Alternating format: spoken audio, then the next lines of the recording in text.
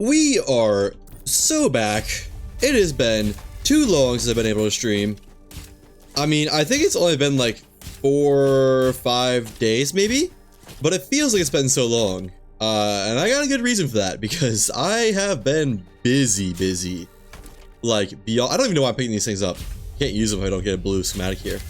I've been busy, etc, but I still want to get that advanced Saborian engine schematic. Like, quite badly. What is that? Is that a manual? Looks like it might be a manual. So that is the first reset of the day, and I kind of expect there'll be a lot more, but it does not look like there are any blue schematics in here. So, getting right back to the usual habit of Alt F4, repeat. And, I think I'll enable desktop capture, just so no funny stuff I don't want to happen happens. So turn on this. There we go. Be no issues with Lost Skies showing up on its own now. Yeah. Okay. Play, advance or grind. But yeah, I have been quite busy. First of all, daily pun. When people are sad, I sometimes let them color in my tattoos. Sometimes all they need is a shoulder to cry on. That's pretty good. Unless, you know, if you're one of those people that spells it or says it crane. Sometimes all they need is a shoulder to crane, which doesn't work quite as well, does it? I've been gone for 4 days, 3 or 4 days-ish. Although, you know, VODs, if you're watching a VOD, probably doesn't reflect that because I purposely staggered the upload because I know I'd be busy. And oh my gosh, have I been busy. I have scarcely been more active before. It's all been schoolwork, 100% schoolwork. I don't usually talk about my education stuff too much, but I think there is worthy stuff to say for today. First, real quick check through. Doesn't look like there are any blue schematics, right?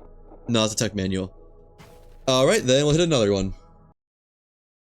Let me move the mod manager over here.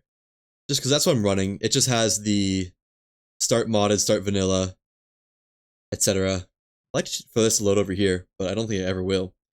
It takes about as long as it does for Steam, and it gets the benefit of having no HUD when you load into game, which I quite like.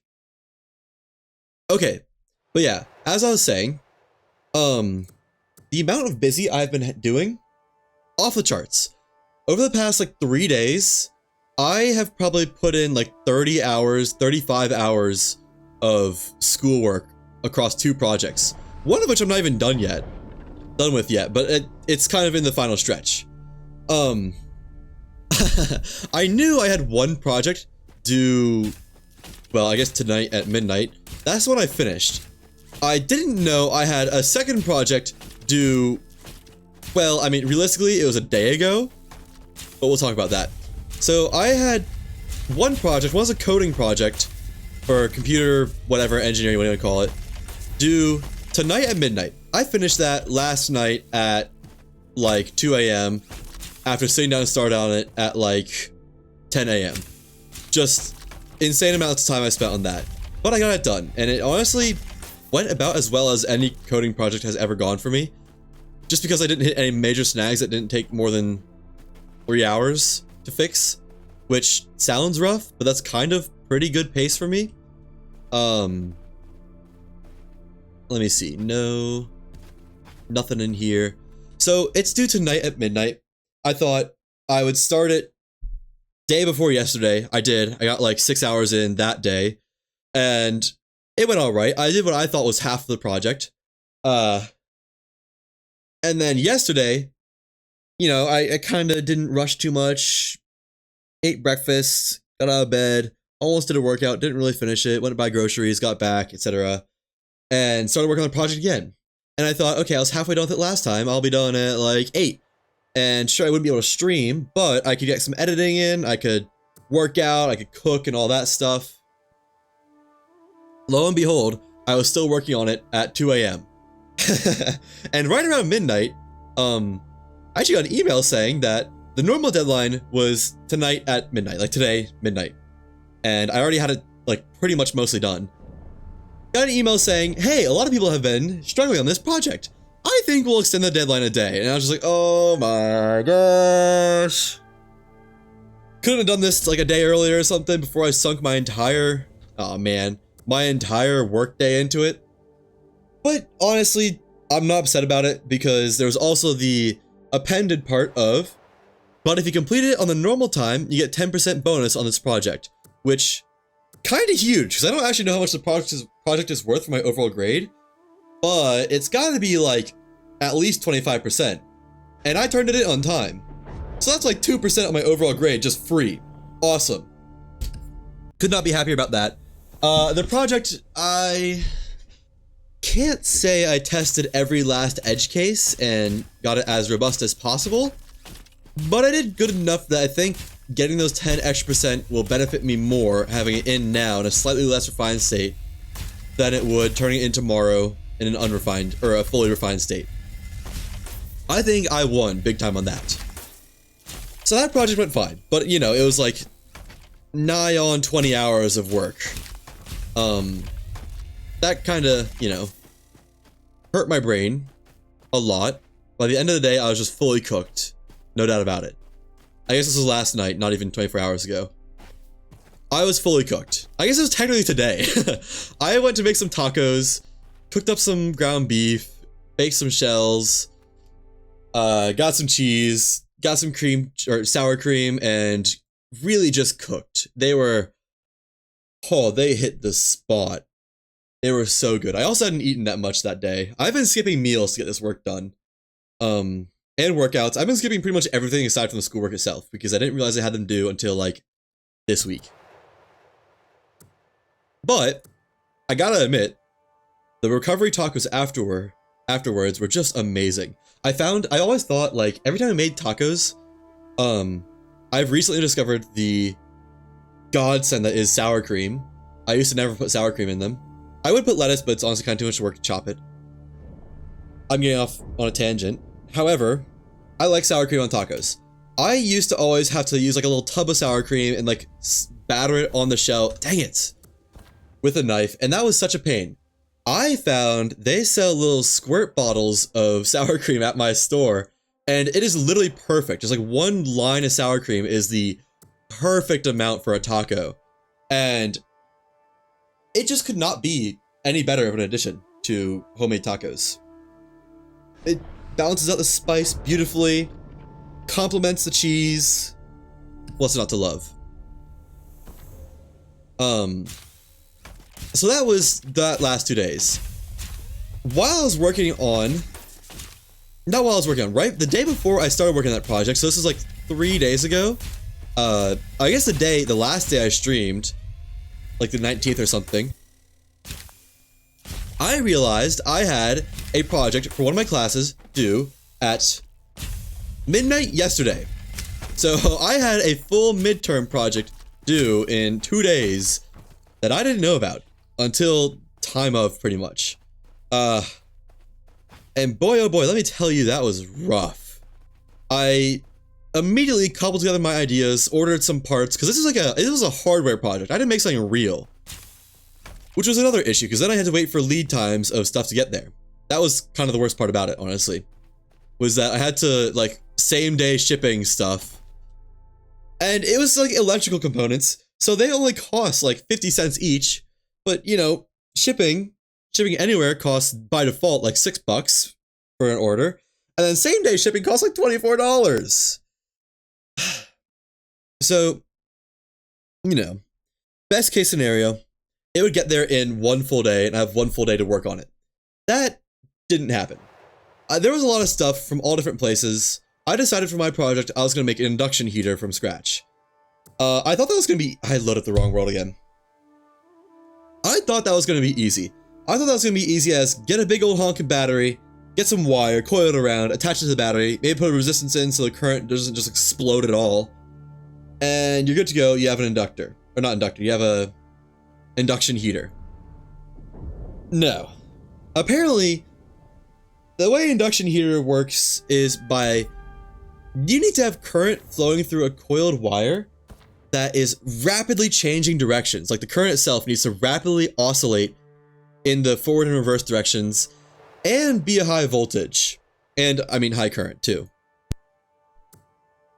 All those things together, you know, high current, high voltage, easy enough, big battery, you're good to go.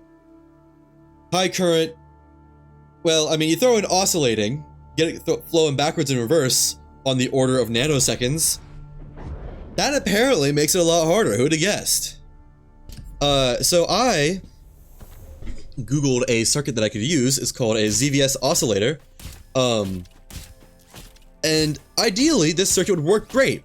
It's a very common circuit, which is primarily used to oscillate high voltages and current. You know, perfect for my purposes. However, it's such a common circuit that there are apparently 1,000,001 right ways to do it, quote unquote right ways. So much so that any sources will start like conflating ways to do it. Like different parts that will or won't work. There's a lot of not intentional misdirection online, but kind of circumstantial misdirection, because one person will say, or one source will say, do you need this amount of resistance, capacitance, inductance for these parts? And then another source will say, no, you need this amount. One source will say you can use these little chips. Another source will say you can't use these chips, you need to use these chips. And, you know, if you're super electrically minded and can understand that stuff at a glance, great. You can probably just make your own just off of, like, theory. I do not work that way. I learn by example and learn by doing, so I kind of need to follow an example before I can make something myself. So, I got all the parts that I thought I would need and ordered them, and of course they can't all come from the same spot, so I did like same-day shipping on Amazon. On one common source for electronics is Mouser. One electronics delivery store that was like super outdated, like 2010, probably the last time they got an order. They delivered. Turns out the one that didn't deliver on time was Amazon. Because freaking, I ordered 2 sealed lead acid batteries, which are basically just miniature car batteries. 12 volts each. You know, they're important because you can draw as much current as you need from them, and it'll allow like for a huge amount of current at once without just destroying whatever system that it's pulling from. Because I mean, they're a battery. That's just kind of how they work. However, I didn't realize this wasn't ordered through Prime shipping. It was like the one thing on the list that Amazon didn't have that was not Prime accessible. Right below it, I checked after the fact, there was another sealed lead acid battery, 12 volt, that was Prime shipping, but that wasn't the one I got. So this took 4 days to ship. Now, you'll note, I started ordering stuff when I had 2 days left before the deadline. This has 4 days left to ship. There's a little bit of an incongruency there, if you can't tell. So very quickly, I drafted up an email and said, "Dear Mr. Professor, I have made a big mistake. I know you only approved my topic like 1 day ago, but I have realized I have misordered parts. I have ordered them and they're going to take way too long to get here. I threw in some, you know, some sugarcoating of like, oh, I ordered the right parts originally, but they didn't work because the source was wrong and I had to order the right parts now," which was kind of not the wrongest idea, but it was definitely a little bit of twisted information. But thank the Lord, he said, Dear students, I understand your struggles. I was in your shoes once when I was a wee young strapping lad." He didn't say any of that, that's just what I imagine. TLDR, he said, "I understand, just, you have 2 extra days on your deadline. So, perfect. The stuff would arrive within 3 or 4 days, and I'd have 1 full day to work on it. Wonderful. The deadline is now tomorrow at midnight for me, and the parts arrived yesterday afternoon. Or tonight, no, this morning. They arrived this morning, and today I brought them to the lab, and just went to town on soldering stuff, building stuff, researching stuff, ChatGPTing stuff, why does this not work, why does this work? And through extensive amounts of research, which would be nicely calling trial and error, I got it to work. I don't know how, but it worked really, really friggin' well. Like, I took a screwdriver and, you know, it uses like a little wrapped around wire coil. If I had a camera, I'd show it because it's like right behind me. It looks crazy. One day I will show it, I bet. But it uses a little coil of wire as the quote-unquote work coil. You put something that's magnetically, not magnetically able, but like a ferrous material, an iron-based material inside that coil, and when the machine is running, it will rapidly switch the high voltage currents, high voltage, high current, power, I guess, through the coil, back and forth, and that manifests through magnetic properties sort of momentary currents, known as eddy currents, inside whatever ferrous material you're putting in the coil. And because the law of nature is that there's nothing that is a perfectly efficient system, any current in a metal will be affected by the resistance and generate heat. And since it's switching so fast, yada yada yada, TLDR, the current in the ferrous material generates heat, and it does it really, really fast too. Like, I got a screwdriver, put it in the coil, and within 10 seconds, the part of the screwdriver that was in the coil was glowing red hot. Like, I don't know how hot that is to get something that's iron glowing red. Let me actually really quick, you know, I'll Google it between. But it's friggin' hot. Like, hot. And it only took like 30 seconds for a screwdriver to get that hot. That is bonkers. I was also not being that safe with the circuit and definitely zapped myself a couple times, but it was only on parts where the like current and voltage wasn't, you know, lethal amounts. I definitely fried a couple alligator clips, because, you know, any wires in the circuit machine, whatever you want to call it, project that I built, are 12 gauge wires. They're way thick enough, plenty thick for 24 volts that's transformed to whatever amount, and like 5 amps. But apparently the alligator clips in the lab were not quite as thick, and I didn't realize that until I put them on the batteries, flicked the circuit on, and the entire wire just burnt all at once.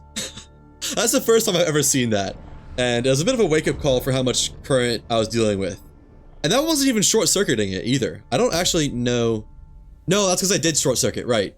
I was messing around with the thing I made and purposely shorted 2 of the wires just because I'd already recorded all the footage I needed for my project, and I just wanted to see what happens. And the alligator clip instantly exploded. Not exploded. Exploded is a little bit of a harsh way to put it, but it made a very, very big puff of smoke. No doubt about that. Enough that I had to like really wave it away to make sure not to set off the smoke detector. Thankfully, there's no one else in the room. It's I guess it's Monday, but it's the middle of summer. Most people usually don't take summer classes.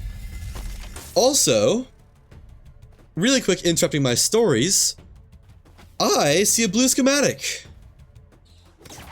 Let's see what it is. First blue schematic of this session, I think. Nope, second blue schematic. Grand awning. Okay. Well, you really can't win them all. Guess we go again. But yeah, I burnt a couple things. Technically, I burnt 2 alligator clips, but I think one of them was not too burnt, and it would still work after the fact. So I'm not really counting that one. I burnt a screwdriver. I burnt a paper clip. That was my own paper clip. I used a lot of wire when I was workshopping the work coil. The coil that would, like, you know, make the magnetic stuff going on. What else did I mess up? Oh yeah, I exploded a couple MOSFETs, which are basically just like switches inside a circuit, transistors, because I accidentally shorted them and did it wrong, and they got too hot and too much current and died. Too much current draw. There was a lot of stuff that I did wrong, but for how much I did wrong, I still think a lot of stuff went very well.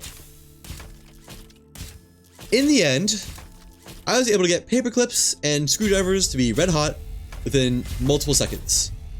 It's kind of crazy because you'd stick a paperclip into the coil, and literally not even 10 seconds later, it would be like glowing red hot. Also, I have accidentally removed a lot of parts of my fingerprint. Again. Ooh, that was a good blue schematic.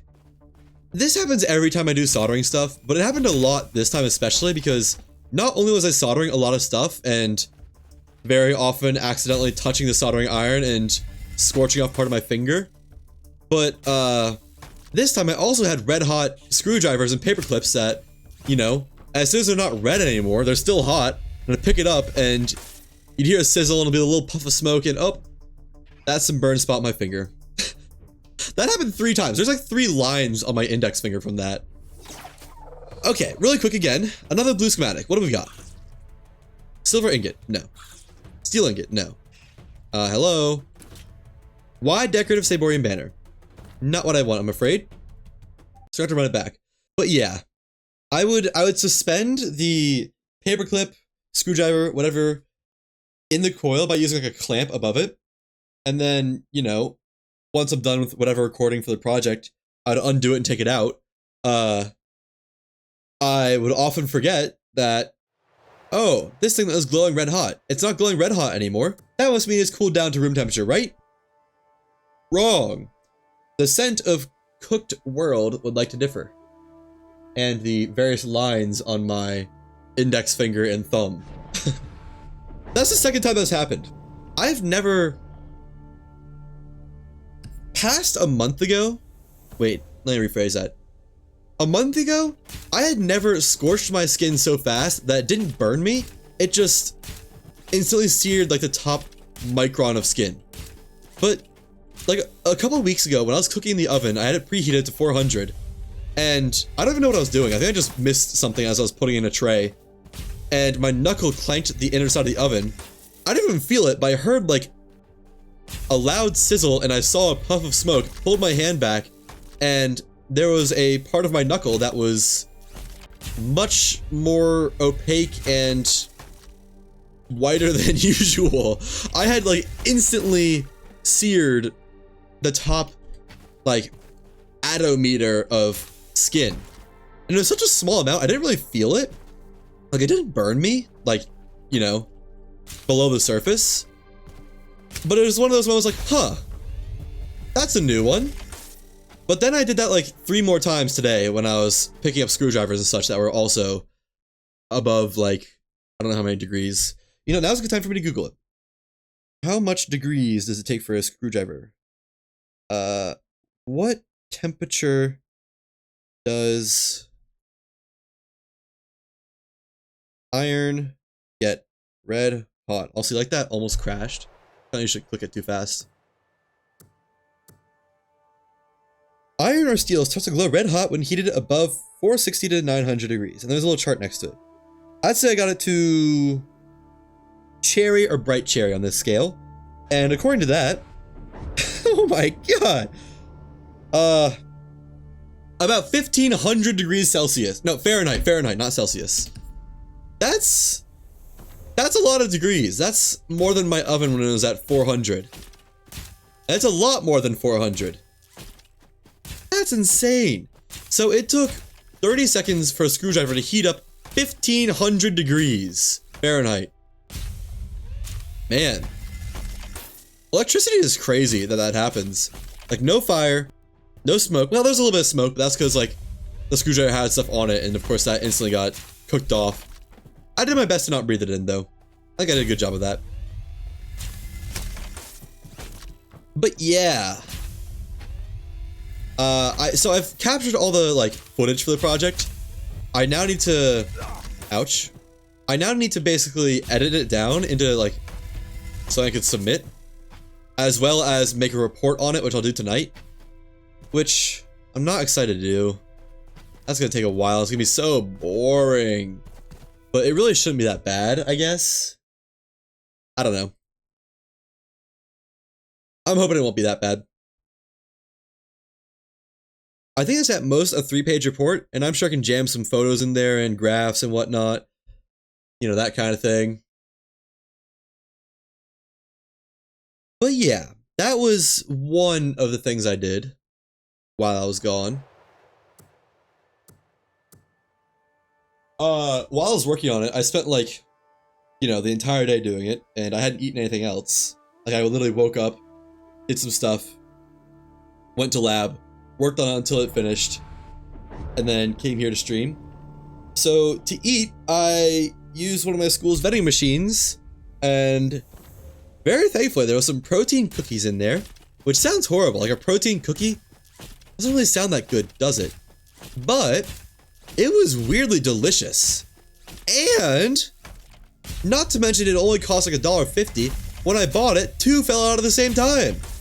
So I got 2 protein cookies, which are like 500 calories each, for like 75 cents. In this economy, that's pretty crazy. I practically scammed them. And you know, I do feel a little bit bad for the next person that orders it, because they probably won't get one. But what are you supposed to do, right? Don't blame me.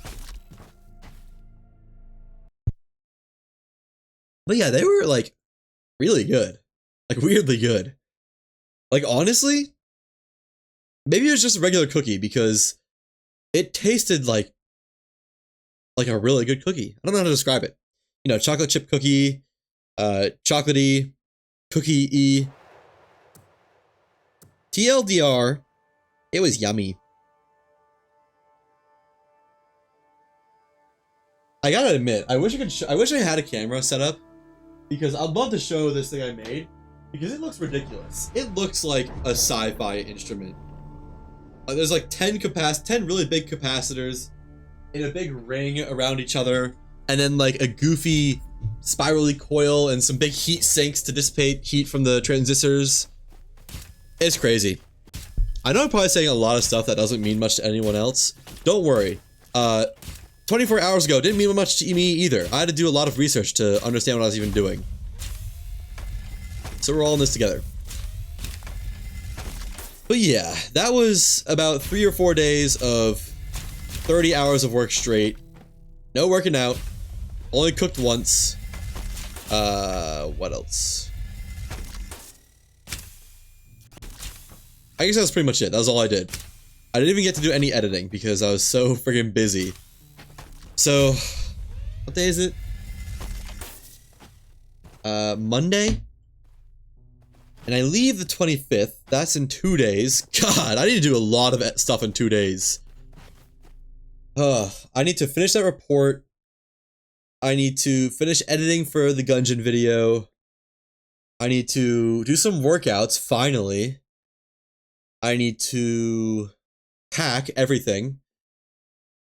I need to watch like probably 5 hours of lectures and take notes on them so I can do 2 homeworks that are going to be due on the 30th, which may or not be before I even get back. Holy smokes, I have a lot to do, don't I?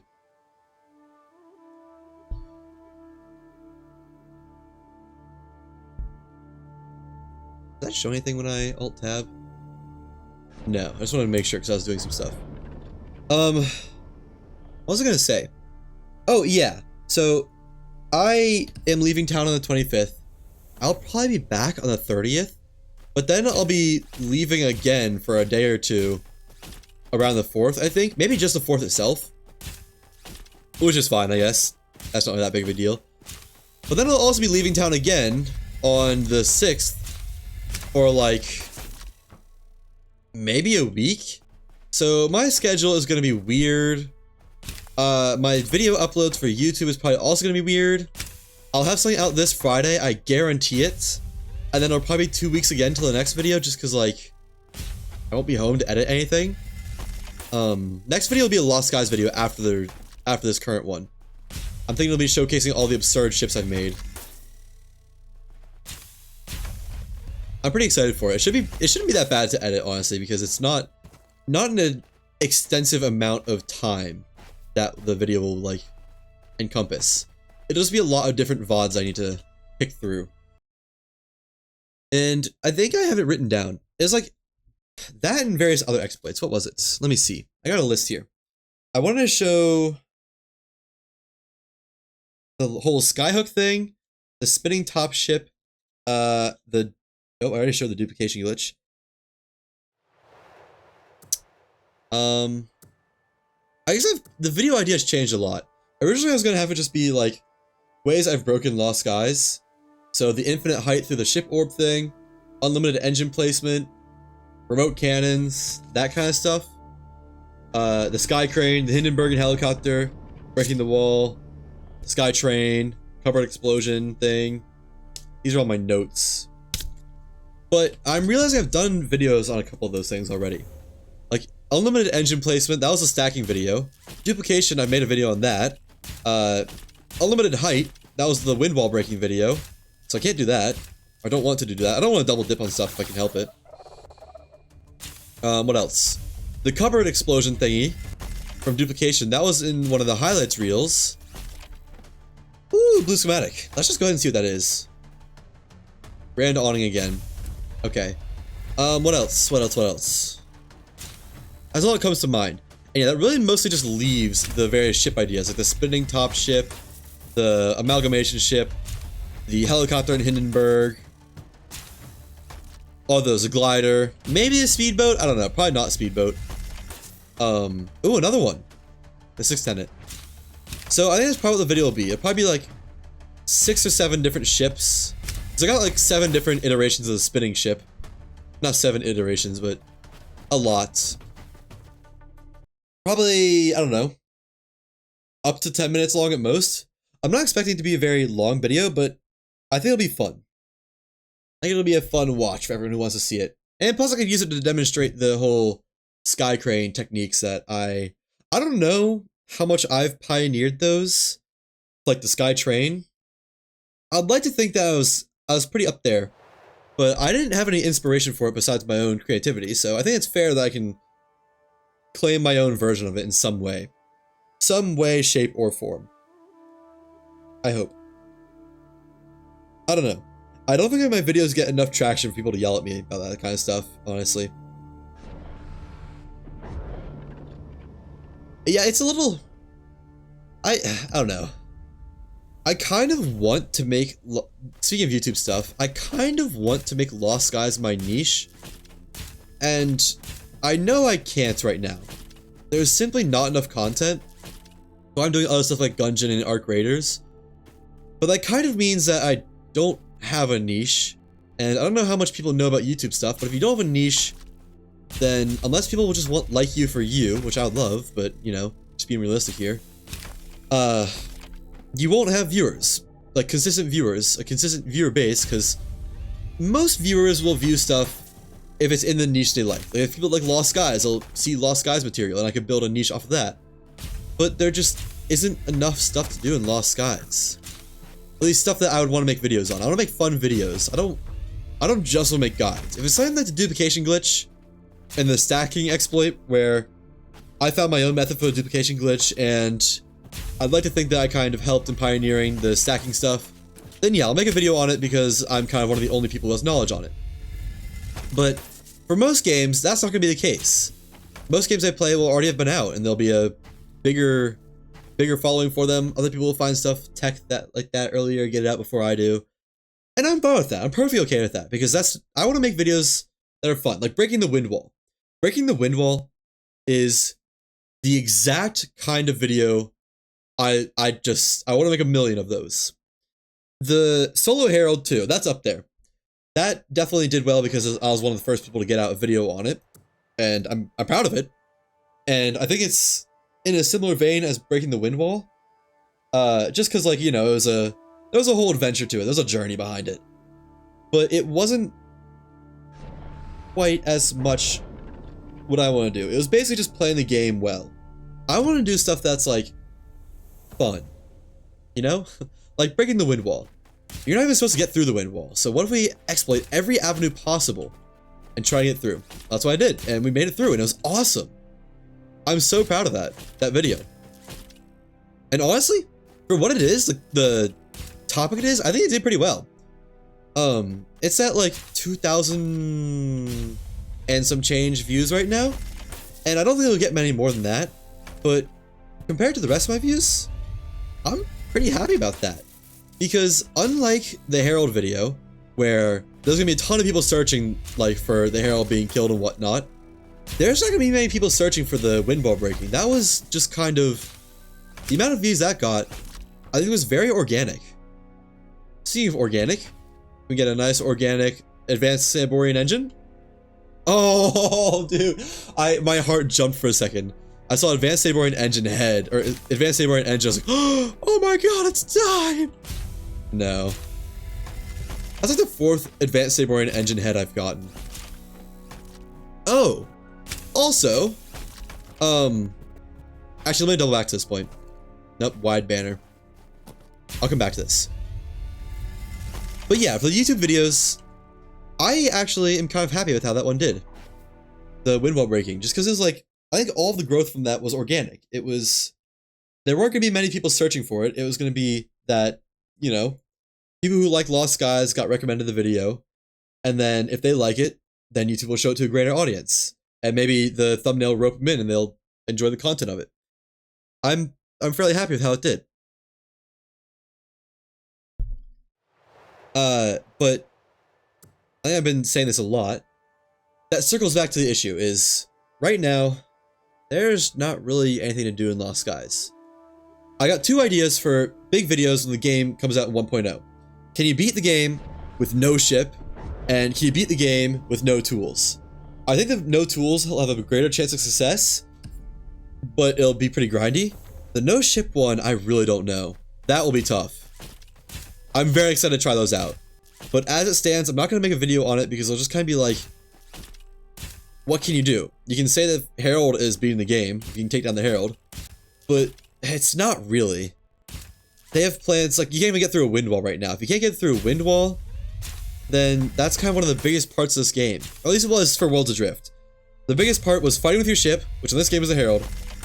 And the second biggest part was getting through the wind walls and other weather walls, which are going to be in Lost Skies. They're just not there yet. So I don't think it'd be fair to do a challenge video until they're in.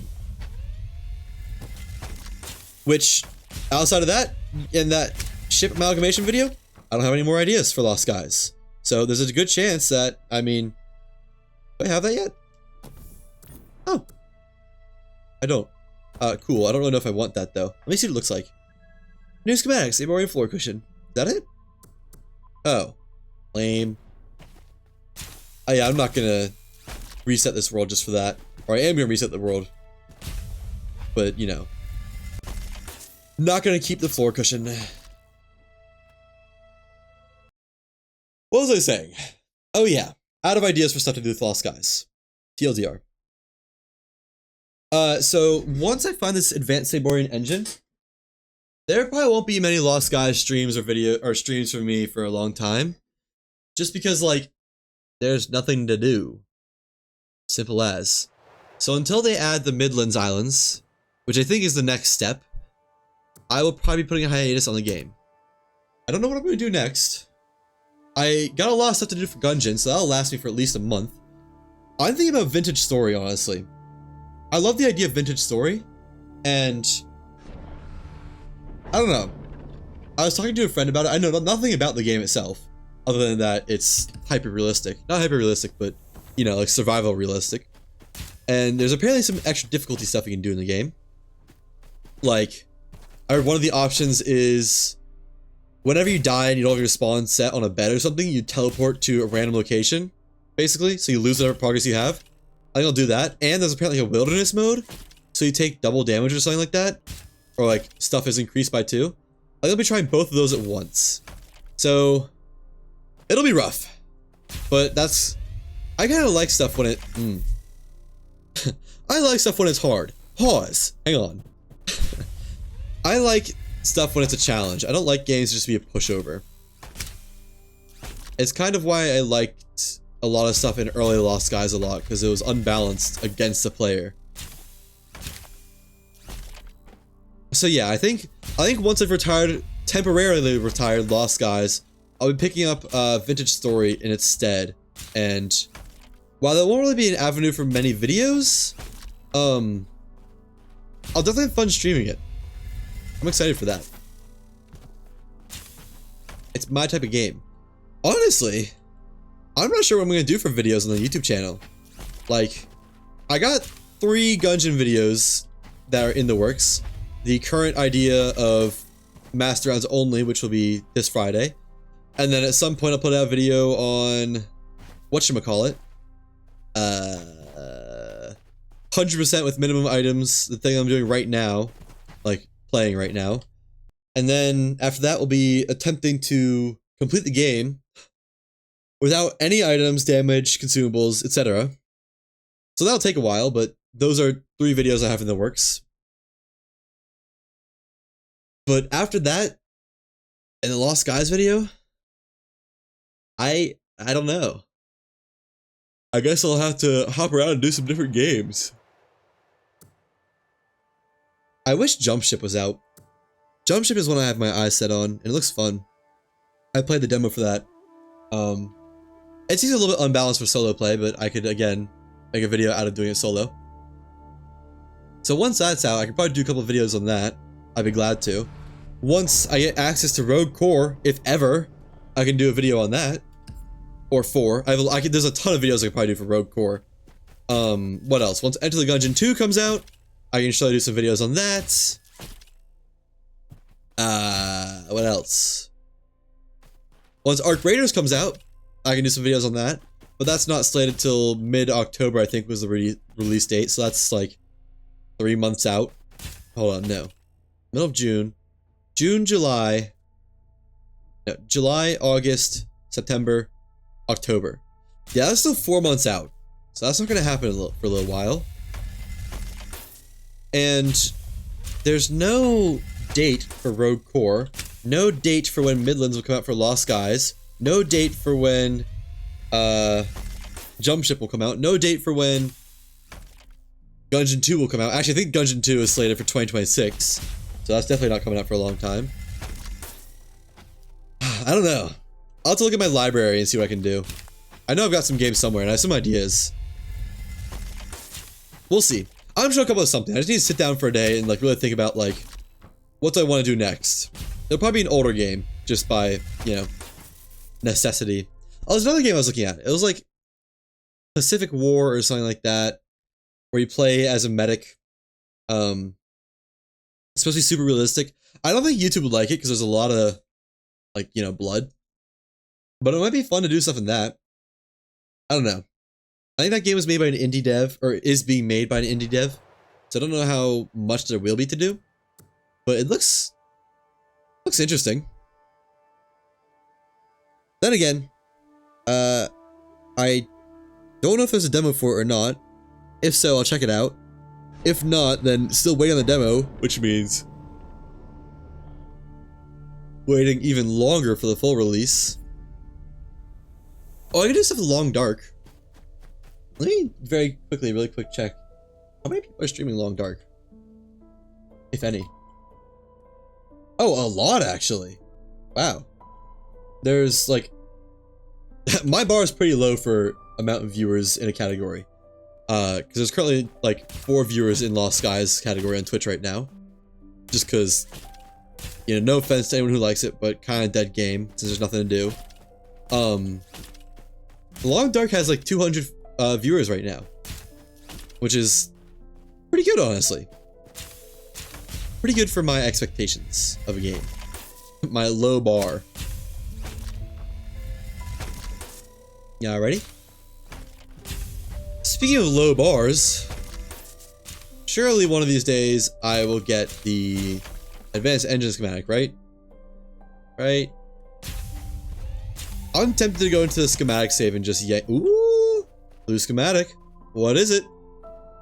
Thin decorative banner. Okay.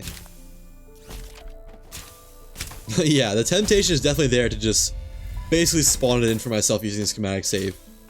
But, I don't know. I want to get everything legit. Everything in this world has been legit so far, so why stop now?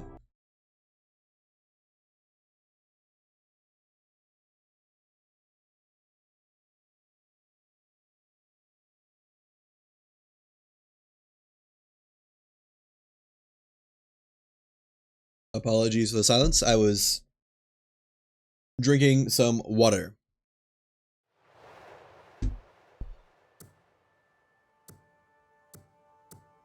Okay, so yeah, I guess just continue the grind. I don't have much to say besides that. But yeah, if it's not clear, I've given a lot of thought of like where to take my channel next. Because Lost Skies is a dead end right now. And honestly, I kind of don't expect it to ever be a true niche.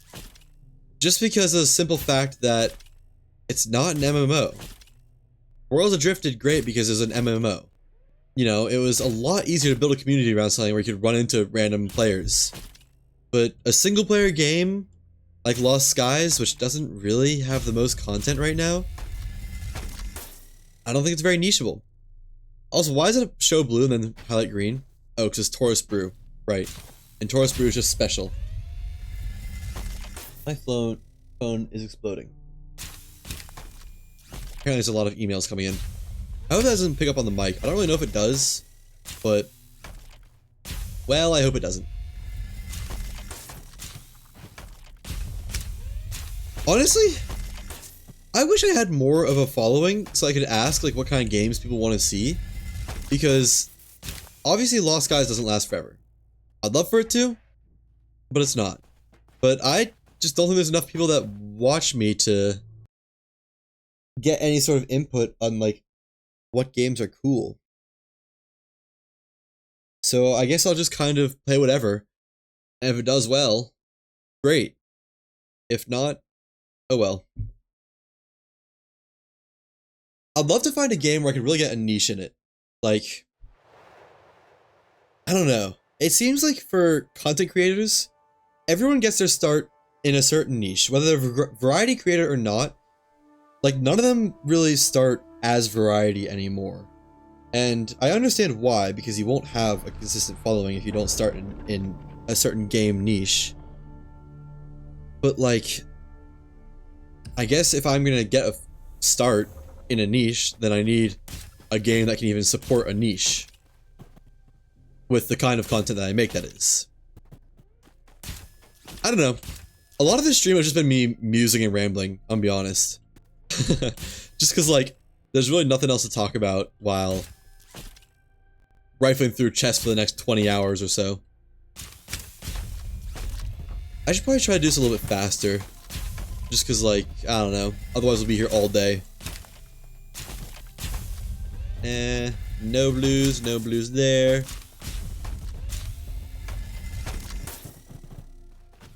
Okay. Well. Oh, that's a blue. We'll come back to that one. Please don't be a green blue. No, it's a real blue. Let's go. Okay. Please, please, please, please, please, please. Overhang platform. You love to see it, don't you? Who doesn't love the good old overhang platform? Alright. Well, booting it back up again.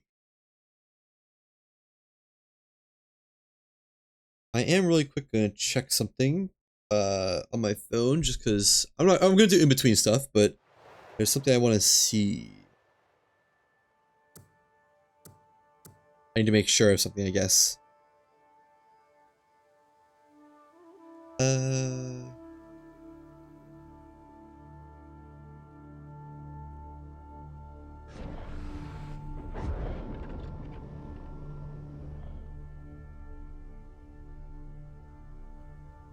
Yeah, sorry about the silence. Okay. Just some, I need to fact check myself before I say something about it. I'll mention it in a second, don't worry. I'm not gonna hold my tongue forever. Lord knows I'm not good at that anyways. If there's something on my mind, it'll be out of my mouth pretty soon. If my semi-coherent ramblings don't prove that well enough yet, then let it be known. Come on, man, give me some blue. The game has actually been pretty good about giving me blue schematics recently. Like, probably, I don't know, 5 for 8 right now or something like that. Pretty good, in my opinion. Oh, no blues there. Run it back. Okay, let's see. There it is. Yeah, so courtesy of Midnight Fenrir on YouTube, they left a comment saying that they have gotten the Advanced Saborian engine. So either they are trolling, which I don't expect that's the case. I trust my viewers. That does absolutely, without a shadow of a doubt, confirm it is a game. They also sent the stats for it, but I'm not gonna lie, I didn't read it because I didn't want to spoil myself on it. So I just read as far as, like, something. I got the Advanced Saborian engine, took 8 hours, and then I stopped. I'll read the rest of it eventually, I swear. Midnight Fenrir, if you're watching this, thanks for the information, and the confirmation. I appreciate you. I guess that's where I'm going with that. Oh no, it sounds like there's gonna be a but on the end of that, like a, I appreciate you, but why'd you have to go and yada yada yada? No, I appreciate you. And that's the end of that sentence. So I'm hoping this doesn't take me 8 hours. Although I guess if you compile all the time I've grinded for this, it's been across like 3 streams, probably on average. One of which was 4 hours, another one was like, well, also 4 hours. So that's already 8 hours. I've already done my time in the Clink. What's going on? When do I get out? Any blue schematics in here? I didn't really look that hard, I'm not gonna lie. Doesn't look like it. Okay, well.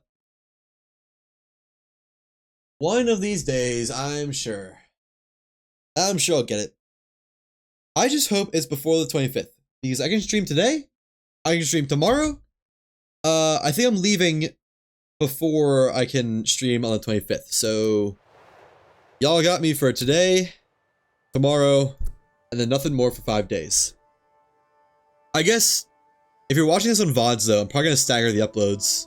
So this one will probably come out tomorrow, so this will probably be out on the 24th. And then if I stream tomorrow, that would probably be out like on the 27th or something. Just to have some amount of pacing and not just be all or nothing completely. We'll see.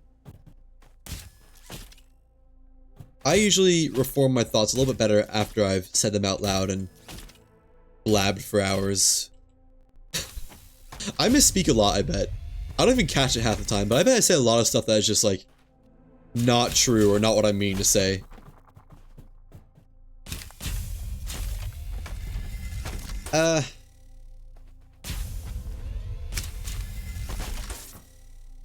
Well, it's now been a little bit since I've seen a blue schematic. Blue tech manuals do not count as a schematic game. As much as I somewhat appreciate it, I'm afraid I'd really rather have a blue schematic. How much time in are we? Almost an hour in already. Now, I haven't been doing this the most efficient ever. I'll be the first to admit. But I haven't been doing it too inefficient. So I don't really know where I'm going with that, but man, why does Advanced Saborian Engine have to take so long? Also, I think I said it at the start of the video, or when I did it, but I've got it in desktop capture mode just because, well, I've already manicured my desktop to make sure that this screen won't show any leaked information unless I drag like something onto it, which I've done before and had to edit it out of the VOD and then the upload thing. But I don't think anyone has really seen anything to dox me yet. Ooh, blue schematic. Oh. But it's just so the screen capture doesn't mess up again. It's happened before where I'd Alt F4 and reload the game a bunch, and eventually just OBS would give up and stop recapturing it whenever I start the game again, and then just stay on the technical difficulty screen forever. So to avoid that, I got the desktop capture going. And, you know, it can only go so wrong. I'd have to mess up in some way for it to leak anything, I think.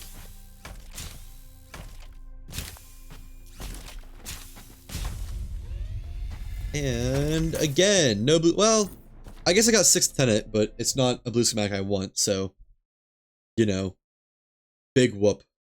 Did I start it? I did. Yay! There's nothing like doxing on that, right? Uh, That's a time, I think. There was a long string of numbers, and I thought it was my IP for a second. I thought it was totally cooked. No, it was the time of day, just in 24-hour format. That just goes to show how American I am.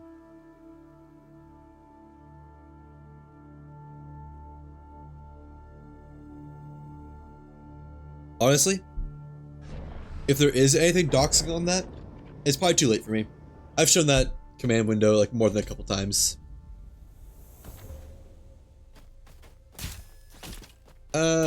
Back to the wheel. The wheel of blues. The wheel of a chance at blues. An unlikely chance. The Wheel of Blues would be a good jazz band name. Maybe I should get into smooth jazz. That is not a blue schematic, that was a blue piece of iron or something. What is that? Oh, it's a ration pack. I was gonna say, is that a weird looking schematic? No, it was not. What was Soldier's Mask?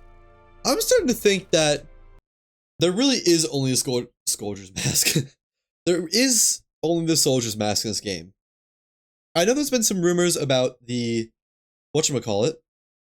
What do you call it?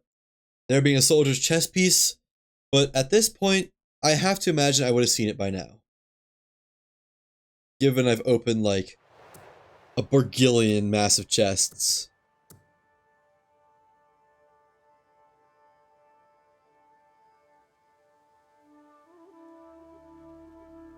If there is a soldier chest piece and it has just somehow slipped by me, well, I'll give 20 gifted subs. You see, the funny part is there that I'm not an affiliate. I can't even gift subs. Nor can people sub. Stay winning. That's the real reason why I'm not an affiliate yet, because I don't want to be, because I don't have to actually follow through those promises. Yep. I'm just that good at social manipulation. No blues in any there. That opened in the wrong order, but it doesn't look like there's any blues there either. Okay. You know, I really like the fact that Saber Vittles and where is the one? The ration pack both give a ton of stamina, but I don't know. It kind of feels weird that they do the exact same thing twice in different ways. Like, you'd think one would give like health regen and health, and the other would give stamina regen and stamina. Not just both be goated on sticks for stamina. In the exact same way. How are the drops today? Well, I'm still here, so you know, not amazing. I've gotten a decent amount of blue schematics, but nothing phenomenal. Like, I got the advanced engine head schematic again, but not the advanced engine. I have had it confirmed that the advanced engine is in the game. Just, you know, haven't gotten it yet. I had to confirm multiple different ways, I guess, is the important way to put that. Because I've seen multiple sources say it's in the game, but, you know. You found an even worse name of a drop you got? You got to... I don't know how anything could be worse than either Rare Wing 1 or Advanced Engine Schematic Head. Because Advanced Engine Schematic Head is the bait of a lifetime. Rare Wing 1 is ridiculous. So I'm interested to see what that is.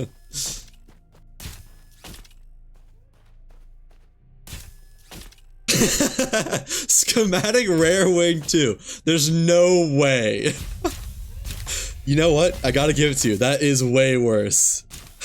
So not even Rare Wing 2, but Schematic Rare Wing 2. Bossa, how do you guys do it? Ooh, blue schematic. Oh. There it is again. Advanced Saborian Engine Head. Man. I was thinking to myself, what if I get it right now? Wouldn't that be crazy? No. So there's another wing. Huh. So that means there's at least Rare Wing 1, Rare Wing 2, and the Advanced Saborian Engine head, or no, Advanced Saborian Engine, and Advanced, no, Jesus, and Saborian Engine. So maybe there's 2 blue wings and 2 blue engines? I hope that's the case, because if there's more than that, oof, I don't know. Have you gotten the Rare Wing 1, or did you get Rare Wing 2 before you got Rare Wing 1? Because if so, that kind of deconfirms my loot has an order to it theory.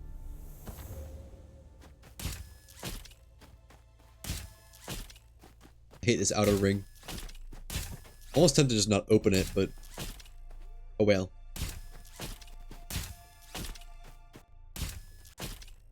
Every once in a while it gives... Oh, you got 2 before 1. Huh. So I had always kind of, in the back of my mind, thought like, what if you need to get certain schematics before you get another one? So like, if there was a Rare Wing 2, you need to get Rare Wing 1 first before Rare Wing 2 could drop. But that kind of immediately disproves any semblance of that. So I was wondering, like, what if I needed to get Saborian Engine to drop before I could get Advanced Saborian Engine? And like, you know, that would make sense. But I think that by transitive property, by associative, by commutative, whatever property you want, pretty quickly dissuades that idea. It was here though, both of them? Oh, so you have both of them. Wow. Lucky you. How long did it take to get both of those? Because right now I'd say Rare Wing 1 is my most significant schematic. I don't really count Saborian Engine because it's kind of doo-doo. I mean, like, you know, sure, more power, but the engine itself is bigger and it's a lower ratio for power to energy, so I just kind of think it's not as good. You don't have an engine yet? Oh yeah, that's true. You know that we're kind of tied. I have 1 wing and 1 engine, you have 2 wings and no engines. What are the stats like on number 2, do you remember? Is it a good rudder? Because number 1 is a very good, like, wing strength wing, but it's a horrible rudder.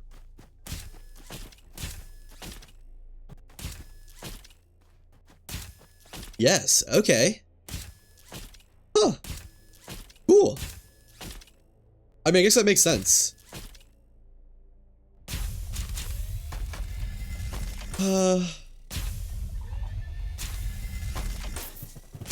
Yeah, no, I mean, I don't really have much else to say about that. I would like to think that's all the wings that there are. Just because, like, after you have a good wing strength wing that has good response and stuff, and aerodynamics, and then you have a good rudder, like, what more would you need for wings? I guess maybe a well-balanced one, but, you know. I like to think that Lost Sky is more specialized. By about 100. You can go look it up? I mean, if you're free to, that'd be awesome. Do you mean, like, 100 more than the, hard edge cutter? Because as far as I'm aware, that's the best rudder right now, when it's fully upgraded. And no blue schematics. Unless this is... No, that's green. Alright. Run it back. Oh. I did end up getting pizza last stream too. It was so good. I almost ate the entire thing. Like, oh, so good. I did not pull the scam on that one. I'm deciding to give Domino's a little bit of a break from my money laundering ring.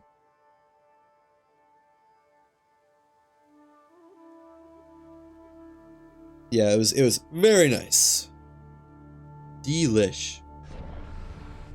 And then I had like 3 slices of it left over for another day. But that is long since gone. It did not last long in the fridge.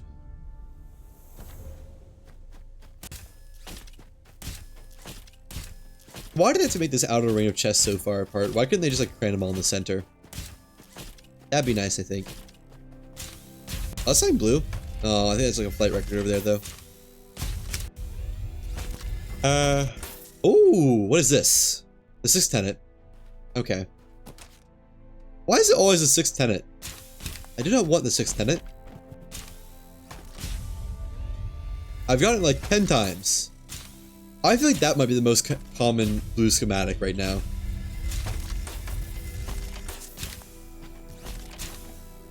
I don't know. It's between that and like overhang platform. Really quick, I want to look at the parts. Where would that be? Items, ship parts. See if the theory of 2 wings, 2 engines adds up. Where are engines and wings? Aha. So, okay, there's a gap here, which is probably the pace setters.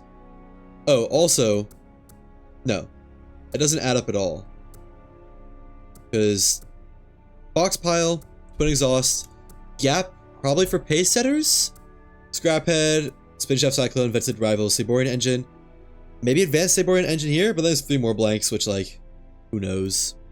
What about the wing section? Like that could either be engine heads or engines themselves. Kind of hard to say. Where are the wings at? Lower down. Is this it? Yes. Okay, so, wait, no. So avian wingtip, driftwood blade, unknown, aeronite, cloudline, barn door, hard edge, rare wing 1. I assume rare wing 2 here. Is this the research wing? Probably. So this is part of the research wing, the equivalent of the pace setters, but for wings. I think the driftwood blade was a research wing, wasn't it? I don't know what this is then, but I assume this is rare wing 1, this is rare wing 2, and this is something that's just not filled out. So I think that is all the engines that are available. Or engines, wings, all the wings that are available. Engines is still a little bit harder to tell, just because there's that gap of 4. Which could be engine heads, it could be engines. I would imagine it's not engine heads, since like, you know, simple one starts it. You gotta upgrade fully, so at level 25. Resilience 565, wing strength 415. That's pretty good. Rudder strength 465, wing response 500, aerodynamics 250. So that seems like more of just an all-around wing. It doesn't seem, I don't think that's the best rudder. I think the hard edge cutter still has that beat by like 100. Let me see. Hard edge cutter has a rudder strength of 565. So yeah, it's got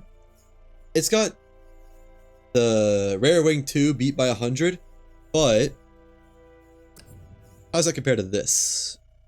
It's got more resilience, got the same aerodynamics, got less wing strength, way more rudder strength, and way more response. So yeah, seems like schematic rare wing 2 is more of an all-arounder, which is nice, and it's definitely a good rudder, but I don't think it's the best.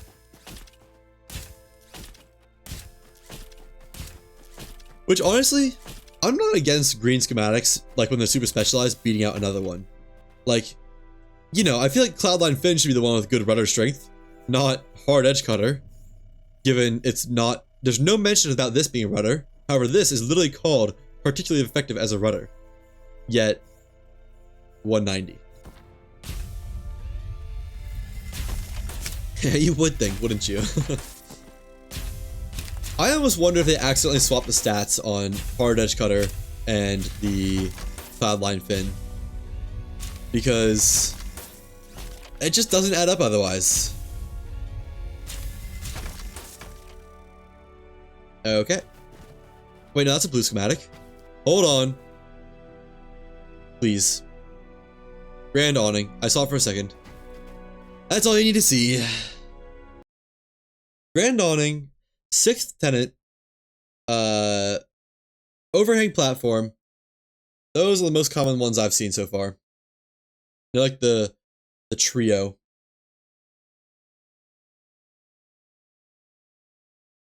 Still need that one as well. The Grand Awning. The game claims it gives lift, but I kind of doubt it, honestly.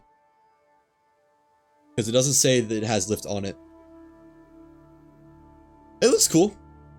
I'll give it that much. I like it. I don't know if I'd ever use it, because I tend to shy away from whatever awnings in general. They just get in the way of my helm.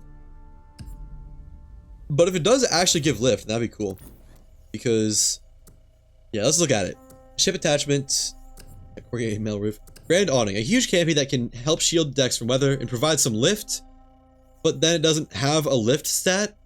So, like, what? You know? And by that logic, you think Saborian Canopy would also give lift, because it's literally the same thing, just facing a different direction. I don't know. That'd probably be something worth testing. And you know what? Once I get a Saborian engine, the advanced Saborian engine, I'll probably do some testing with that, so I'll do some testing with the Grand Awning and see if it does give lift or not. Because I kind of doubt it. I think that was probably just added as flavor text and then forgotten about. But it's not impossible. And it'd be pretty cool to have a lift generator that's always open and only gives lift.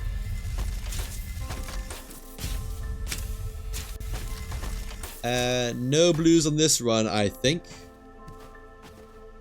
Yeah. Yeah, ready?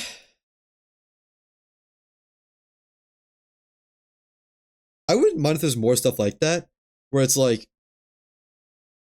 you know, I don't know what the word would be, but more specialized, less specialized parts. So, like an awning that can generate lift, or a helm that can give you a little bit of thrust, or an Atlas upgrade that will give more braking power or something like that when a ship is put to 0. Stuff like that, like, you know, outside the normal, just like, oh, this engine gives you more power, or this wing gives you more lift, or this Atlas upgrade gives you more energy. That'd be cool. Oh, you do have it, huh? I'm not surprised, because it's only like the second most common blue schematic. I bet you just got it at one point and then forgot about getting it because it's so common. That's my guess. Oh, missed one. And no blues. Okay. Ooh, blue schematic. We'll come back to that one because it's far away. A little bit too far to walk right there right now. And so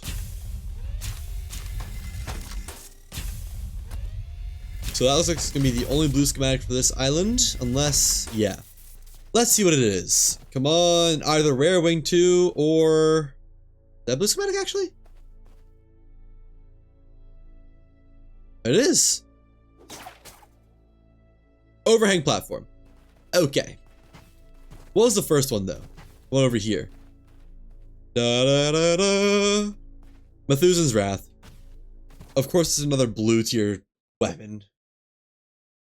Man, imagine if they had a pool that like removes stuff. Do you have the wing in between Driftwood Blade and Aeronite Z80? No, not to my knowledge. I don't think so, at least, because there was a gap in my journal as well. I'll look in the build menu because it might be like, if you look at the engines, you'll notice there's a gap in the engines, and that's where the pace setters belong, because the pace setters are not registered in the journal for some reason. I wonder if it's a similar situation where it's like something you can build, but it's just not registered. So I guess that'd be pretty easy to check out. Just look at what wings you can build and then look at what wings are in the journal.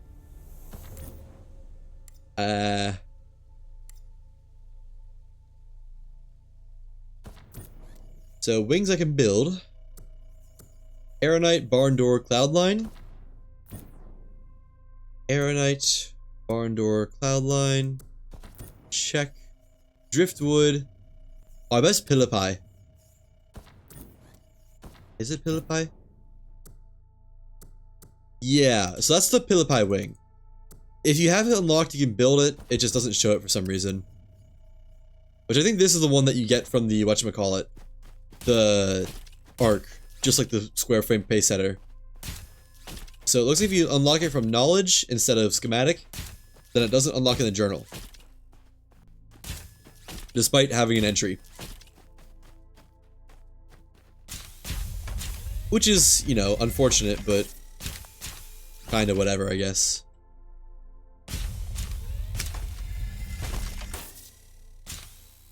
I'm sure something will fix eventually.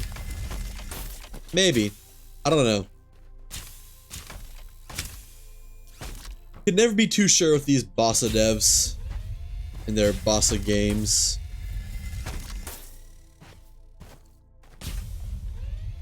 Last chance? No. No blue schematics for this island either. Yeah, ready? Then we go again. Rare Wing 2 has the same picture as Aeronite. Oh, really? Huh. Does it look different in the build menu? Like, does it look like its own wing, or is it like... It doesn't look like it. Oh. So it does, I assume it does look different in the build menu and building it in reality. And then in the journal, like the placeholder picture is just Aeronite. Huh. That's weird. There's so many things like that. Like, Taurus Brew, when it drops in the world as a schematic, the model for the schematic has the blue tier model, but then it's a green tier schematic and has a green glow. So, I don't know. It's like they did, like at some point didn't really have a convention for these things, and then they got a convention and didn't change the things that didn't fit the convention. And the build menu has no picture. Ooh. Just says temp. Oh, wow. So that is really unfinished, huh? How did they add that? Like, I'm getting to the point of believing there's no way they added the wings like that intentionally, right? Because it would be so easy to give them a name if they were finished. But lo and behold, none of them have names or anything. And apparently not even like placeholder pictures, proper placeholder pictures. Okay, let me guess. Sixth Tenant. Huh, I'm the best. You know, I should just quit while I'm ahead, shouldn't I? Of course it was Sixth Tenant. It's always Sixth Tenant nowadays.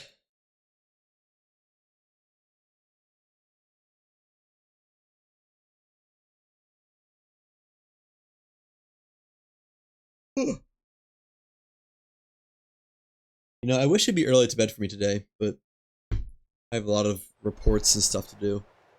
So I don't think it is. Must have been a mistake. Maybe I didn't save before uploading. Yeah, I don't know. Something like that. Or like they were testing it out in a testing branch and didn't realize it was still like quote unquote obtainable when they pushed that branch to the main build. Something like that.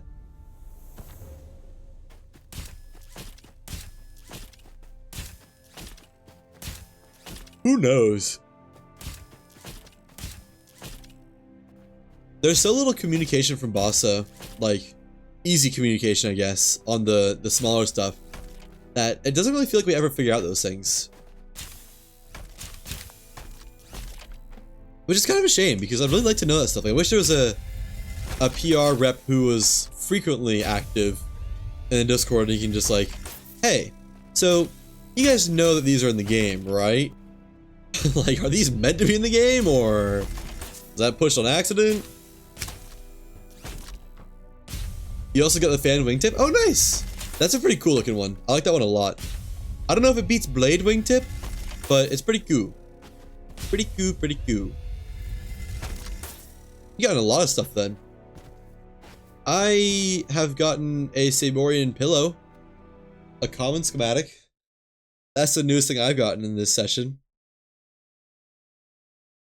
And the only new thing I got in this section. Session, I was trying to say.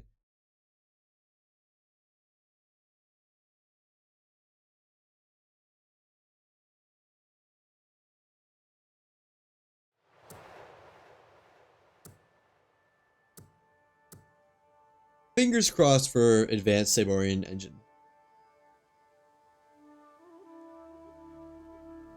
How about this game? I'm gonna start offering some sacrifices again. If you give me the advanced Saborian engine on this run, Hindenburg is going to the void, as it's meant to be.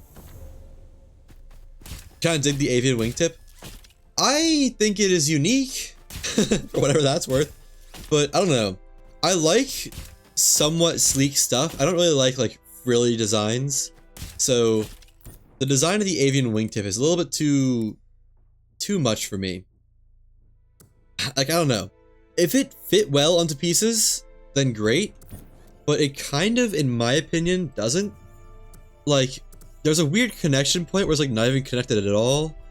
And I don't know. I like bulky stuff, not like, oh, look at this. It has bells and whistles and frills on it. Not that I'm against it. I think it is cool. It just doesn't fit the design style that I tend towards.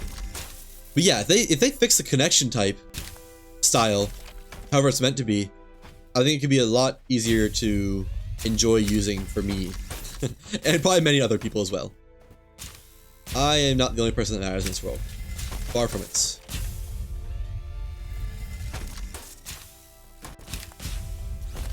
Maddox? No, doesn't look like it. There's a bunch of stuff that connects weird.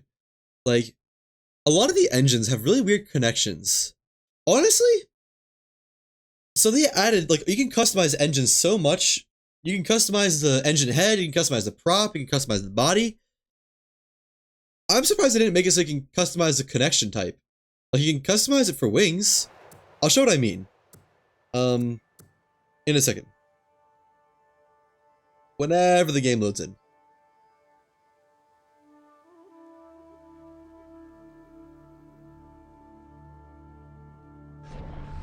Like, they have a pretty good set of connection types for engines, it looks like. But they're hard-coded in. So, like, the box pile has... Well, I guess it doesn't show it here.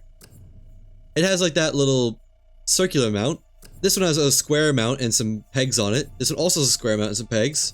Same for this one as well, I guess. This has 2 bars. This one has 1 bar on it. And this one has a square mount. It seems they keep to a pretty standard design. Like, there's the main 3 ones of them. The 2 bars, the 1 bar, the square mount, I guess 4 of them, and the circular mount. But you can't customize them at all, despite it making, like... I don't see why not. I think that'd be really nice. Because personally, I don't really like the square mount. I like the 2 bars. Or the 1 bar.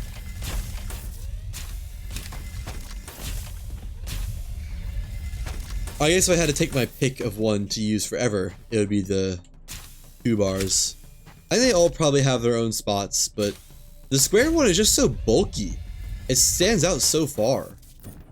Like, it's about double the width of the engine. Including it, that is. Like, I should rephrase that. The mount itself is the same width as the engine in its entirety for some engines. And that's kind of bonkers, if you ask me.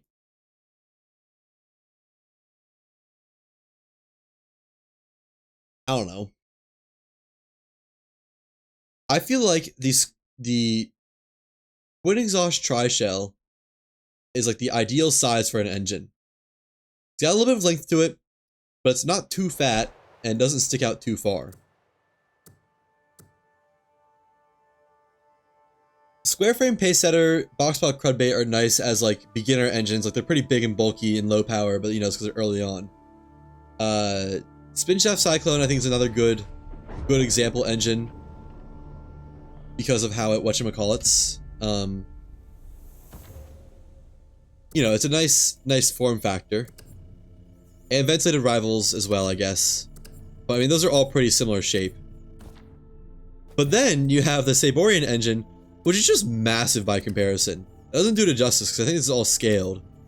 But it is so big. And it's not even an upgrade to power. I mean, okay. Rephrase.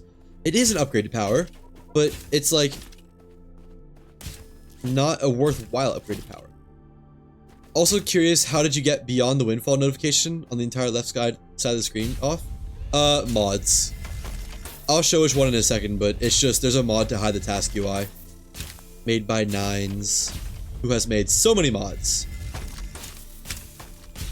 It's very nice. It's why I'm loading this through modded. Otherwise, I'd be loading it through Steam.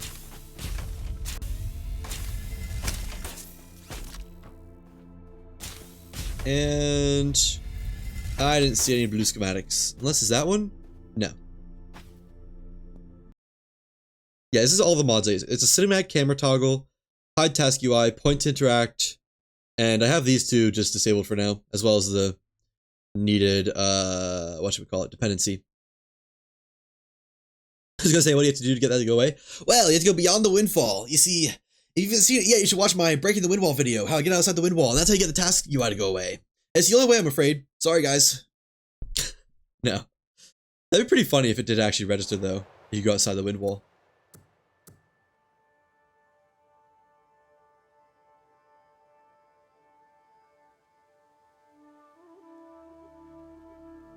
You tried it, it didn't work? Aw. Try to go outside the wind wall? Because you can get outside the wind wall. It's just a very roundabout way to do it. Also, this is the cinematic camera. Pretty nice. I can control the speed somehow. Oh. Huh. Whoa, you can control the speed a lot. I didn't know that. I wonder, what happens if you go to a different island with this on?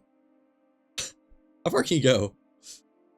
This is pretty fast. This is probably like 70 knots-ish. Does it actually load and unload stuff properly? You know, this is a weirdly good way to explore. You know, it's probably cheating though. Hindsight. Inside the whale. It's a great way to get thumbnails and whatnot though.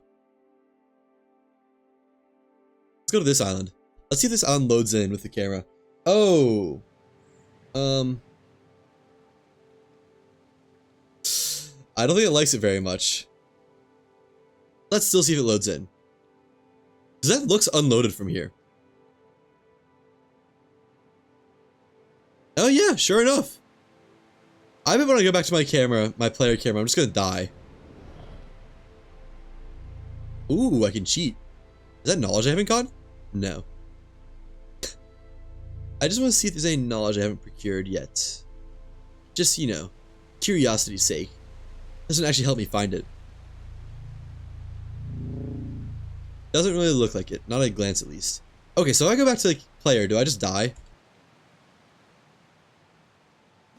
I can't move my camera. Oh. Well, that's a new one. I couldn't move my camera. Just got an Alt F4.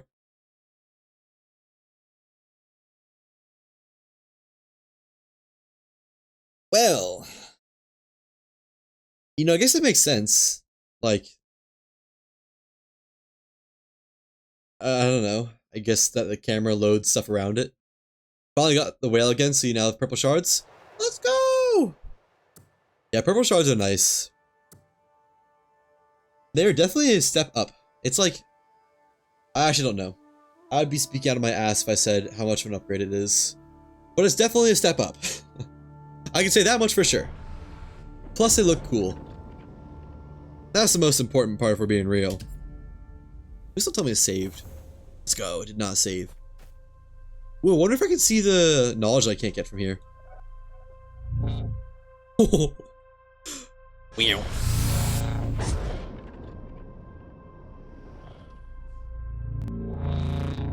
That's funky. I bet I can. No, it unloads. Oh yeah, because it loads because of the camera. Duh. Can I go high enough up to... You can hear it. It's right here. Just can't see it. Found him when you first got off the starter island, never saw him again. I've noticed that seems to happen actually. Right around the time you get off the starter island, it seems to spawn a sky whale. I almost think there's a trigger for when it's the first world, or like the first time you leave the starter island in a world, then it spawns a sky whale. Similarly to how the first time you destroy a drone spawner in a world, it spawns a herald. I bet that's like quite consistent, actually. I bet it's farmable. Definitely would need to test it though.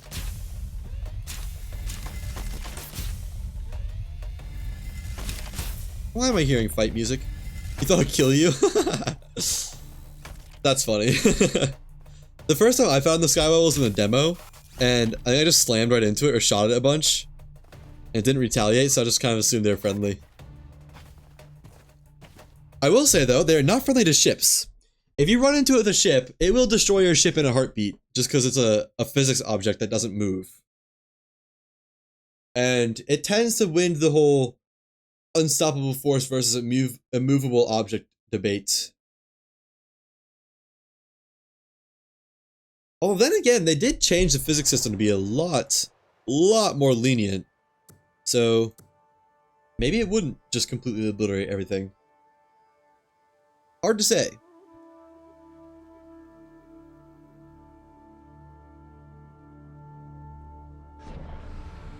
Okay.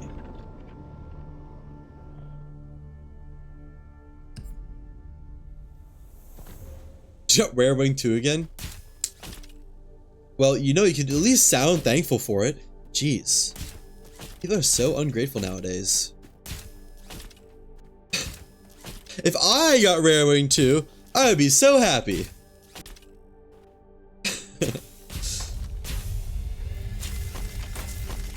If I got another Saborian engine schematic, I'd consider trading. But then again, I don't really like to get schematics outside my own.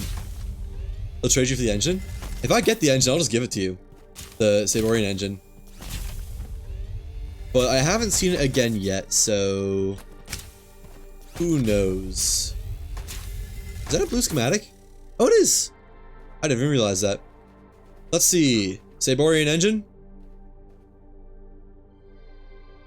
Why, game? What is this? Thin decorative Saborian banner. Of course it is.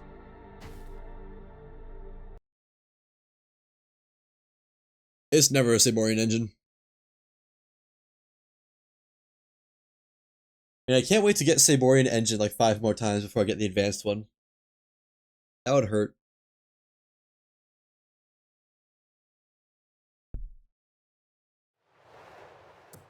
But yeah, I mentioned this earlier. I know there is the schematic save world that people in the Discord run.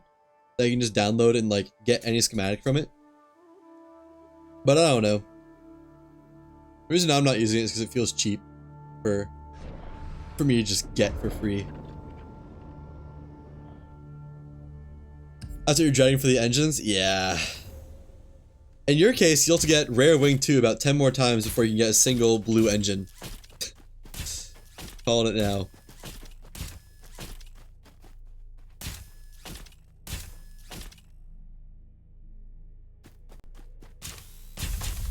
Pause for a second and mute my mic because I just sneezed so hard. I got some recoil on that one.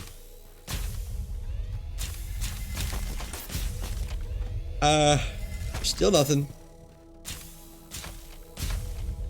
You know what? I will say,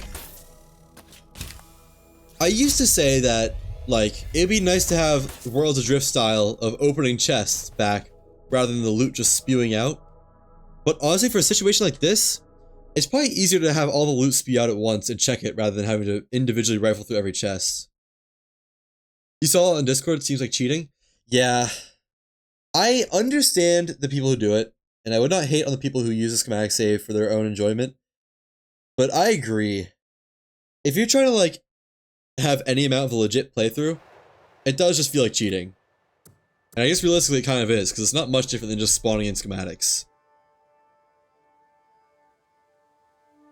And you know, if you really want to get down to brass tacks, duping stuff is probably also cheating. And I would take that brand. But, I don't know. Feels like less of an offense to schematics. At least I'm like getting rid of stuff that I judge to be equivalent value for my own possessions. I guess it helps somewhat.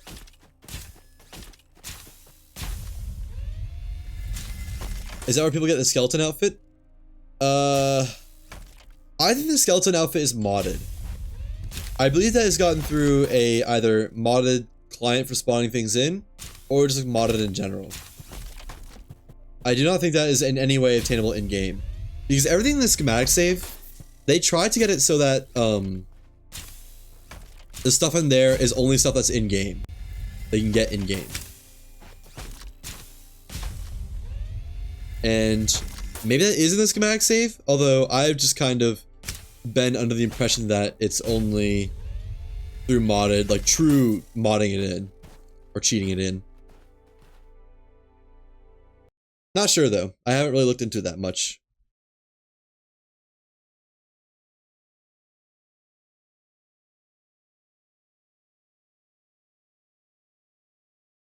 Come on. Give me access to my game, please. Oh, we're good. Don't mind that white screen. I'm sure there's nothing important.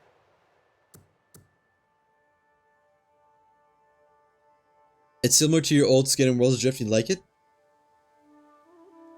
I assume you just mean the clothes, because pretty sure there wasn't any skeleton outfit in Worlds Adrift. At least, I did only really play in the first half of its lifespan, so maybe they added that later. But it was my impression that you couldn't become a skeleton in Worlds Adrift. The skeleton clothes? Oh! Huh.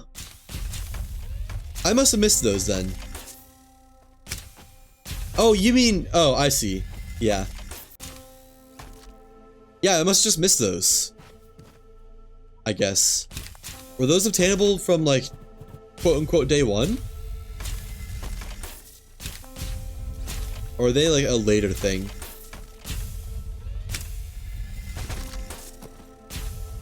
If you know, that is. No blue schematics again, it looks like. Later, you believe? Okay, that makes more sense. Because all of my knowledge on Worlds Adrift comes from either what people told me, or from the first half of Worlds Adrift's life expectancy.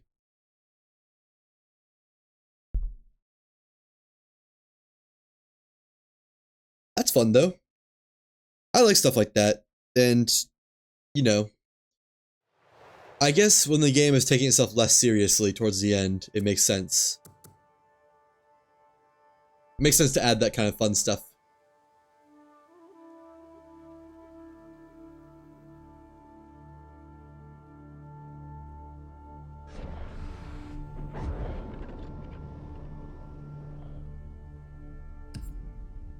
Round 37. Surely advanced engine schematic this time. How could it not be? Do you like the Worlds Adrift mask we got? Oh, the fox mask? Me too. It's... yeah, I like it. I don't really have much else to say. I'm glad that's one they added. I kind of wish it wasn't red, or we can get a chance to dye clothes later. Just so you could, like, have your own style that isn't just red. But I do like it a lot. Nothing blue in here, right? No. I mean, yes, but we don't count that. One more chest. Blue schematic? Nope.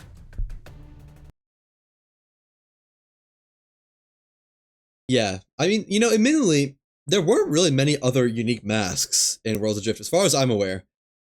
Like, I only ever ran the fox mask, so maybe there was other masks. But I'm pretty sure it's just like scarves that you wrap around your head, and it's like bandanas and stuff.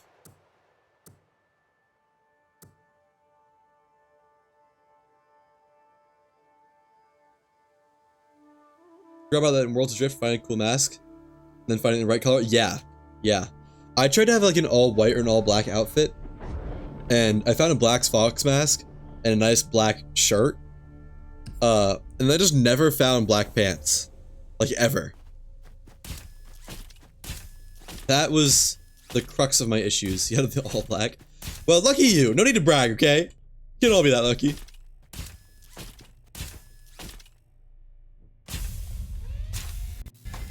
I tried my hardest. I put a lot of hours in trying to get an all black outfit, and I don't think it ever happened. Or if it did, it didn't last long because I like lost my pants or something. It's just because you stopped playing. I mean, yeah, but like I put a lot of hours into the game when I did play. I should actually check how many hours I had in it because I don't really remember. I don't know how many is a lot. It was a lot for me back then. Nowadays, I might not even consider it a lot. What is that? That's a crystal. Let's see. Let me check my library. My library. And is Worlds Adrift? It should still be in here, right? Worlds Adrift. Yeah. Oh, I had 200 hours in Worlds Adrift. That, you know, 200 hours you think would be enough for, good old-fashioned, whatchamacallit, black outfit. Did I take some screenshots, or are those not on this computer anymore? I don't know. I was gonna try to find him, but I didn't see him. Only had 580. You know, 580 is a pretty healthy amount of hours. Especially for a game that wasn't even out for like a year.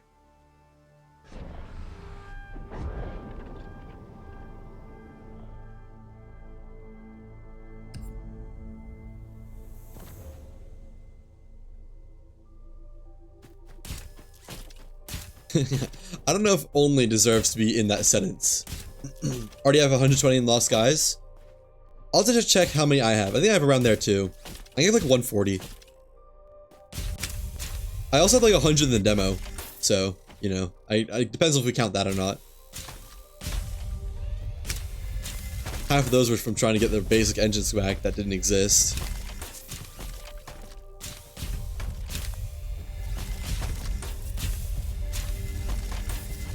Not counting the demo. Honestly, fair. It feels like a different game. There's so much less in it. Well, a lot of blue stuff dropped, but no blue schematic. So let me check my hours across the other games. Lost Skies, right now I have 138. Do I have the demo still? No. I don't know how to check the demo now. I don't see it in my library anymore. So much blue. Yeah, that was like 7 blue drops. Just none of them were schematics. Why is it like that? I'd trade in 20 blue drops for 1 schematic if I could. Admittedly, that wouldn't be a very good rate, but I would do it. Don't think I won't.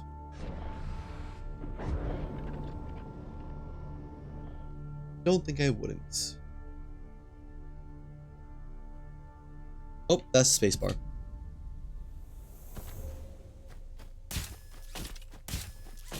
I'm gonna try to open these and look back for every time it opens, but that's kind of hard to do.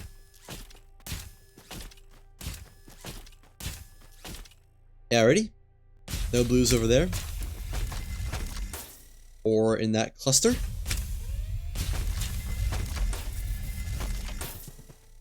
Not seeing any there.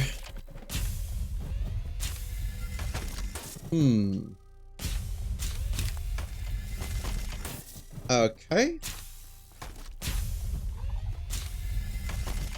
I mean, I got one, like, you know, weapon STD or something, but I kind of don't care about that in the slightest. Not in the least itty little bit. It would be nice if I could pick up stuff and keep it. Although I guess that's like almost cheating if I could Alt F4 over and over and get stuff that way. Color. Green. Why is there so many color greens? Is it supposed to be like this line is green, but it's just not working? Stats received. True. I like that the code name for Lost Skies is Wild Skies. Like, wow. Great code name, Bossa. Really did a good job of hiding it. Uh-oh. Maybe I shouldn't have been messing around in the command log. Let's try that again. Have so many of them? Yeah. Honestly, I feel like weapon STDs, I get why they drop from chests. But I feel like they should be a lot less common because they already spawn on the ground so frequently. Still only at 35 out of 44. I don't know what I'm at. I think I'm at like 33 or 4-ish. I think 34 now. I want to believe that there are not 9 more ship parts that are obtainable right now. I think there's just no way. I think we would have heard about them. Anything. Has it been at 44 this whole time? Like before the update that added the advanced engine schematic? Because if so, that'd be a pretty good way to confirm that a lot of them just probably aren't obtainable right now.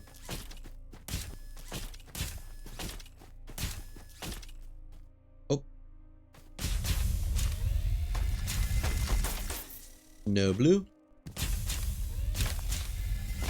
Oh, is that a blue? No, that's white. Yawn.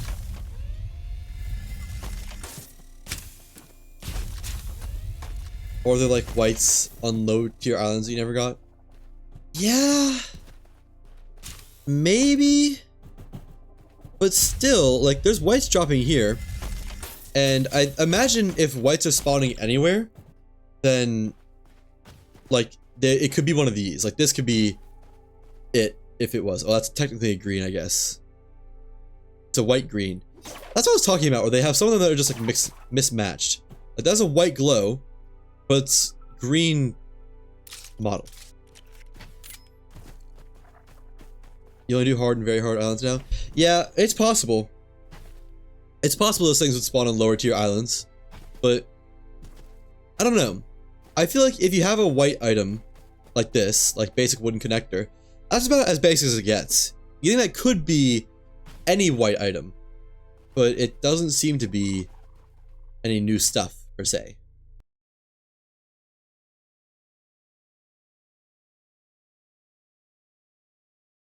So hard to say, but I still lean towards the idea that they're just not in the game.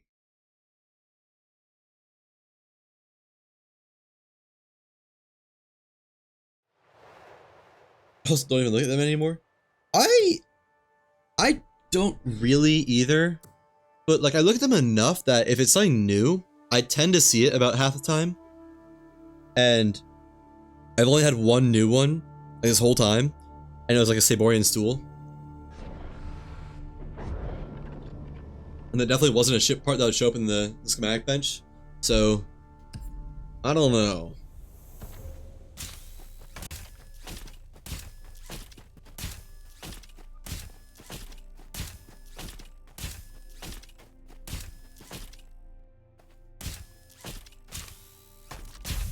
This is the kind of thing where it would help to have someone who could like data mine. You don't think you have the pillow you talked about? Oh yeah, Saborian like floor pillow or something.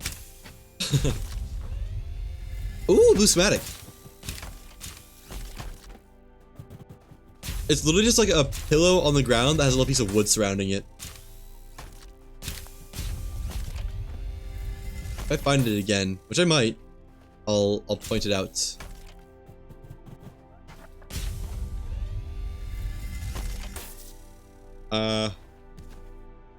Alright, well, blue schematic. First one I've gotten in a long time. What is it? Overhang platform. Should have guessed. Long metal walkway. You already have that, okay.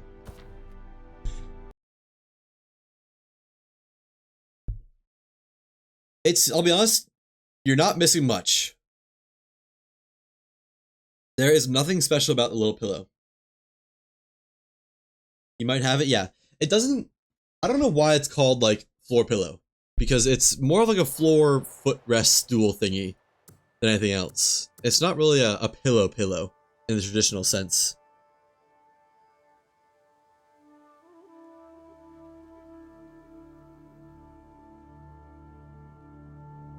It kind of looks like the Saborian seat or Saborian stool without like the leg of it. Actually, I think that's a pretty darn good description of it. Oh boy, tech manual. I love to see tech manuals. Not really. Can't even take them. that a blue? No, it's a flight record. Man. No blues for any of that.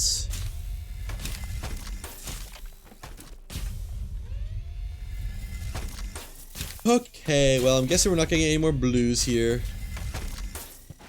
You don't think you ever got the blue? I don't think you ever got blue on that outside ring. I have before, but it's not frequent. I think the best chance is from big chests, honestly. Like, my brain wants to tell me there's some sort of, like, big chests influence the level of drops. I've probably gotten it like 3 or 4 times in all my hours of grinding this island. Which isn't that many, admittedly, but, you know, it's something. Enough to make me want to keep going back to it.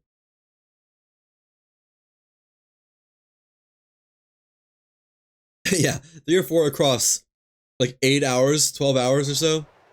Not very good odds, is it?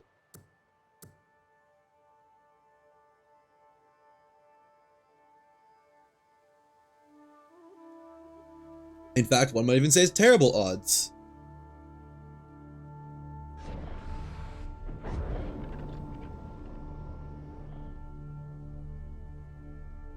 And I've started another world or wait the 2 days. Honestly, starting another world, Citadel goes very fast. Honestly, the longest part will be flying to it. That'll be the hardest part of getting to do the Citadel grind again.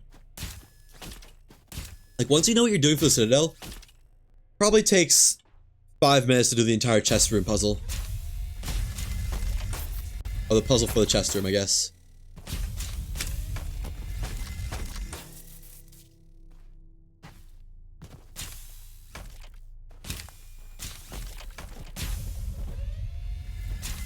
I was pleasantly surprised at how fast it went when I came back here for the first time.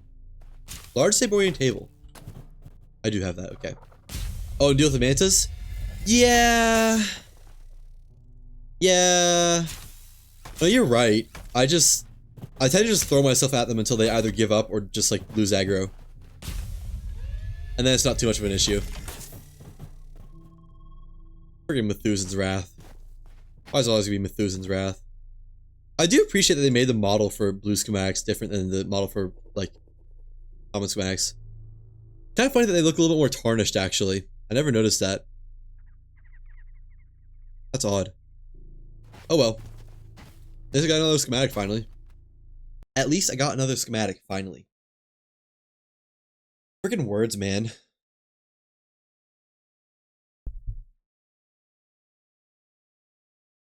Definitely move way better. The old fan reflexes. I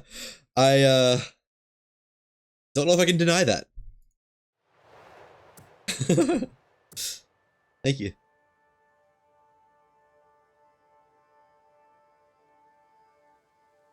I am working with some burnt fingers right now, because got some red hot screwdrivers I accidentally grabbed a couple times. I guess not really accidentally grabbed, just forgot they're still hot after they're not glowing red anymore. Happens a lot, honestly. Whenever I'm dealing with heat, I forget that objects stay hot after they're not visibly hot. Kind of an issue. That was a weird blip in the audio.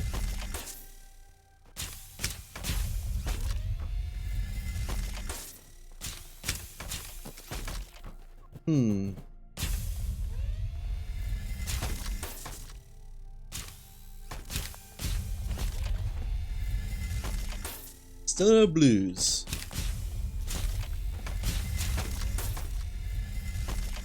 No blues times 2. Do a quick once over because they aren't always glowing for some reason. Yeah. Looks like no blues. Is the green schematic the same model as the blue schematic? I think it might be, actually. And your line of work, you got burned all the time. Didn't have fingerprints for over a year. I tend to have somewhat damaged fingerprints too. Not gone fingerprints, but there's almost always a couple lines out of my index finger that are missing. It's easy to forget. Well, not easy to forget, just soldering irons are hot, man. That's all.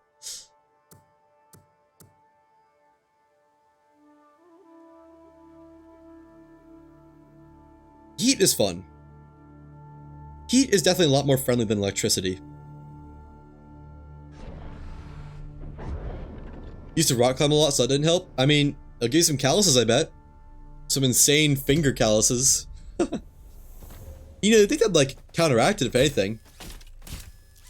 Because aren't calluses basically just, like, raised prints on your hands and whatnot that get harder so they can sustain more grip strength and whatnot? Maybe that was beneficial for your definition of your hands.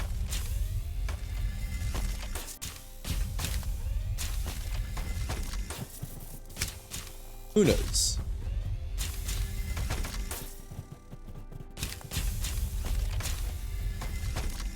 Man, opened a lot of chests, but I've seen a real lack of blues.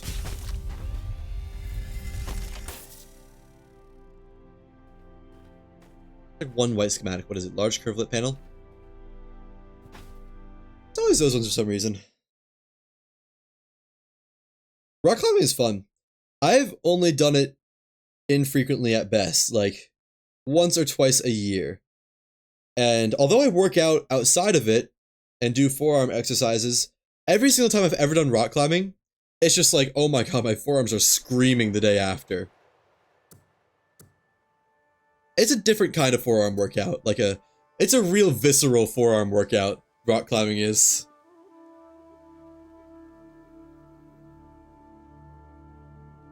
Delayed onset muscle soreness is such a funny thing, where you can like it makes sense, but where you can like do an insane workout one day, and immediately after you're just fine, but then the day after it's like you can't even walk up the stairs or something because you did squats too hard.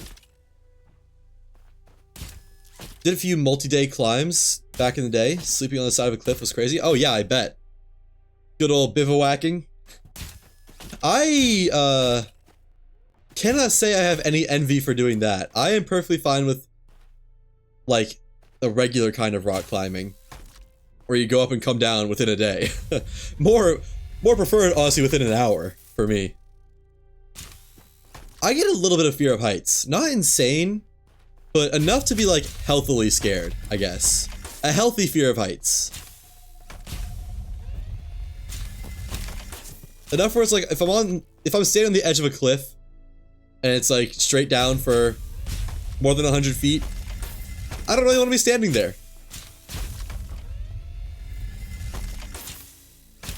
Also, avian wingtip. Hooray. Used to be, but not anymore. Used to be afraid of heights, I assume you mean?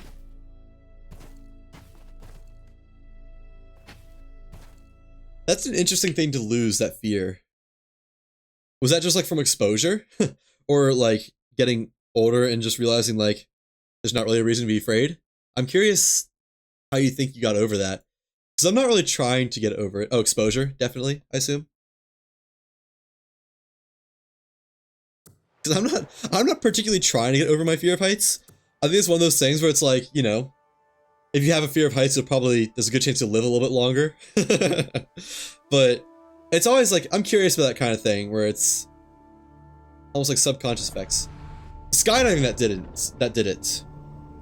Yeah, no, that would definitely be a make or break moment for fear of heights, no doubt. I cannot imagine going skydiving while having a genuine fear of heights. Honestly, my fear of heights is kind of odd. It's like, I have a fear of heights when I'm in control of my location. If I'm skydiving, there's nothing to do but just fall and open a parachute at some point, I think I'd be fine with that. Like, yeah, would my toes be a little scared? Probably. But I think I could do that fine. But like standing on a cliff where it's like looking down and it's just like straight down drop, that would scare me more than skydiving, I think. I don't know why. I guess because if you're standing on a cliff, you don't have a parachute. And, you know, if you start falling, There's not really any coming back from it. That's a great way to put it. Yeah, I feel like, you know, being in control of your position matters a lot. Like, honestly, for all fears. Most fears, I should say. It depends how much you're in control of it. I'm trying to think of stuff similar to fear of heights. Because, you know, claustrophobia is often lumped into that, but it's not really ever a situation where you're in control of the size of the room. I guess something like arachnophobia. Or that kind of thing. Where it's like, if you're somehow in control of the spider, which I don't know how you would be, it'd probably be a lot easier to manage that than it would just dropping a tarantula into your lap.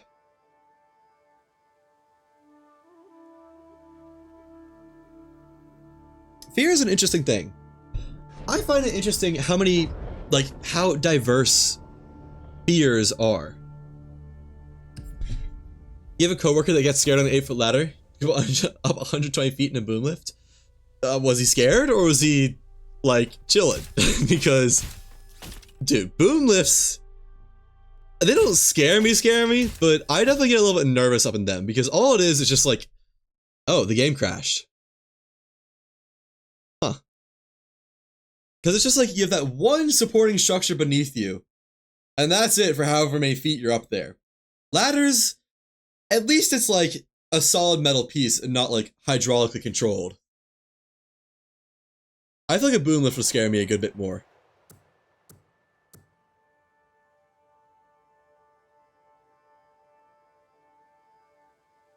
I guess most kinds of lift.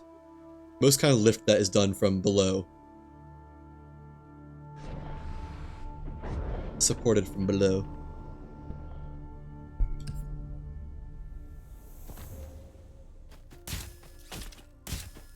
Scared on an 8-foot ladder is wild though.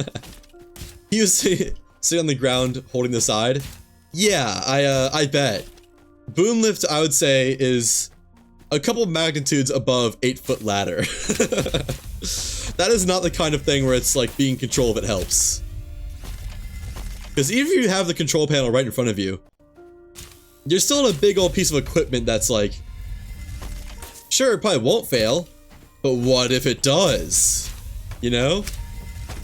What if some hydraulic line explodes and is straight down for 120 feet? There's probably mechanisms against that, but still. Hard to get the brain over that kind of thing. Also, another avian wingtip. That's odd. Not seeing any other blues around here.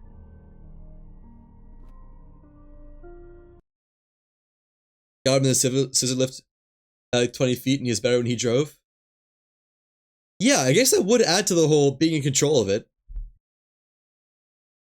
Honestly, another good way to put it is driving. Like a car in general. Whenever someone else is, like, I'm in the passenger seat and someone else is driving, I am a little bit more antsy than if I'm driving. Just because it's like, well, usually it's because my friends aren't great drivers. I'll be honest. I have one friend who genuinely makes me fear for my life a little bit. Not gonna name any names, but it's bad. It's riding the tail of other people with 3 feet between us and then complaining why they're going slow ahead of us.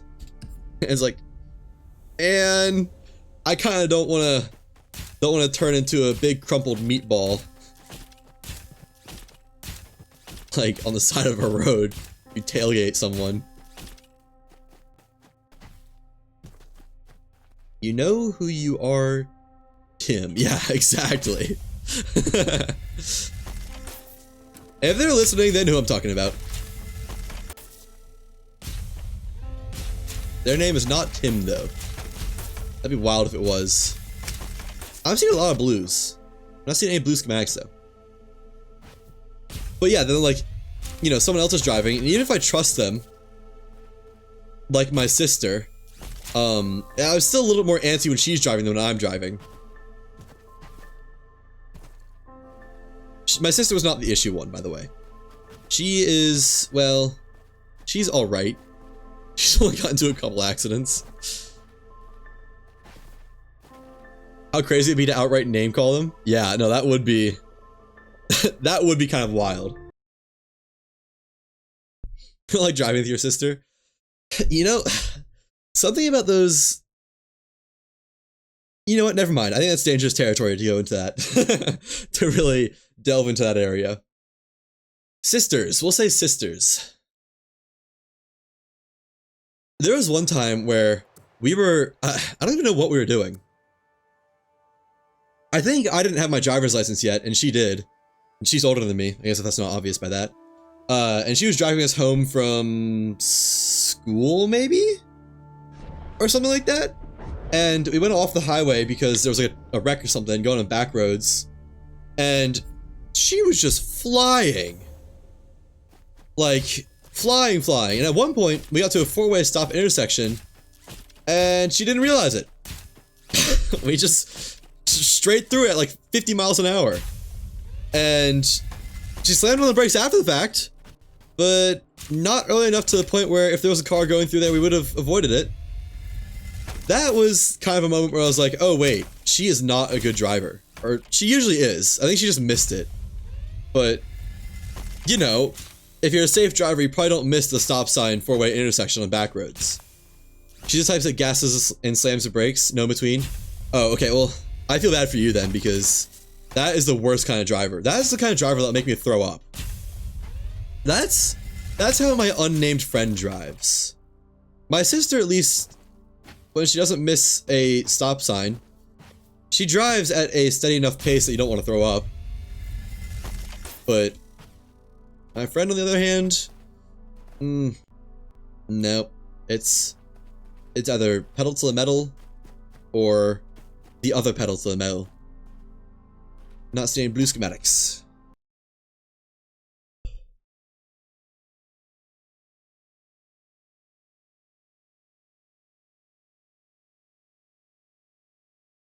Honestly, thinking about cars and how dangerous cars are, moves in between lanes for no reason, yeah. No turn signal, not to mention. Don't forget that. That's the most important one. Thinking about cars, like, how dangerous they are, it's kind of funny how boats are probably objectively harder to drive from, you know, no experience to full experience, yet so much safer. I guess that's just because, like, a boat road is a river, and then in a river, you got, like, all the room in the world. So it's not really as tight as a, I don't know, highway.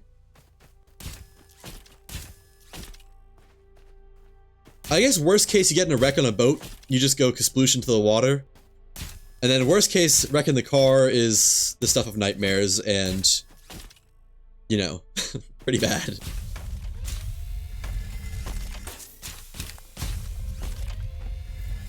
But that brings the other subject of, you know, flying vehicles are kind of starting to be a thing. There's some companies that are starting to pioneer ways into privatized, sort of air taxi-esque stuff. I know of a couple that are doing, like, mini car helicopters, basically. Ouch. And, you know, if those ever get to the point where individuals can buy them, and that's crazy to me too, it's wild. But if that gets to the point where individuals can buy them for just money, without needing, like, I guess I'd need training, but without needing anything else. Why is there Saborian stone in here? That is going to be a whole nother world of what the heck. Like, I guess if we look at cars versus boats, boats are arguably safer due to the fact that there's much bigger rivers. Like, a river is much bigger than a highway, and by proxy, you're much less likely to crash into something. And if you continue that argument to sky cars would be quote-unquote safer because the sky is 3 dimensions. But yeah, exactly. Crash in the sky is way more dangerous than crash in the river or crash in the road. Or not even crash. Like, you know, cars will just give out. You'll be on the highway and it's like, oh, I'm seeing an engine from the hood. I guess I gotta stop. Gotta pull over. Engine's dead. You can do that fine on a boat because it'll just kind of drift to a stop. But in the sky, if you forgot to put oil in the tank, if you forgot to, like, I don't know, if your engine seizes up all at once, you're just toast. You better hope you have some good auto rotation on those blades, because otherwise, hope you're ready to just be a flamin' wreck. Drift to your death? Yeah, except probably less of a drift, more of a plummet.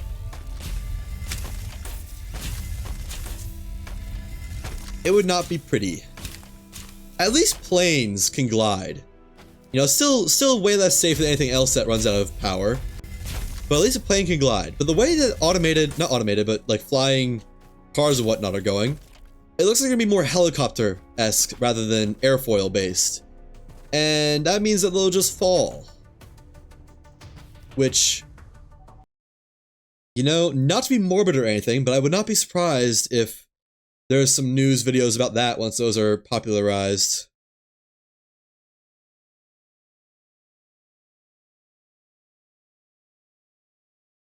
I don't know. It's pretty crazy. It's cool that it's happening, though. The science behind it is amazing.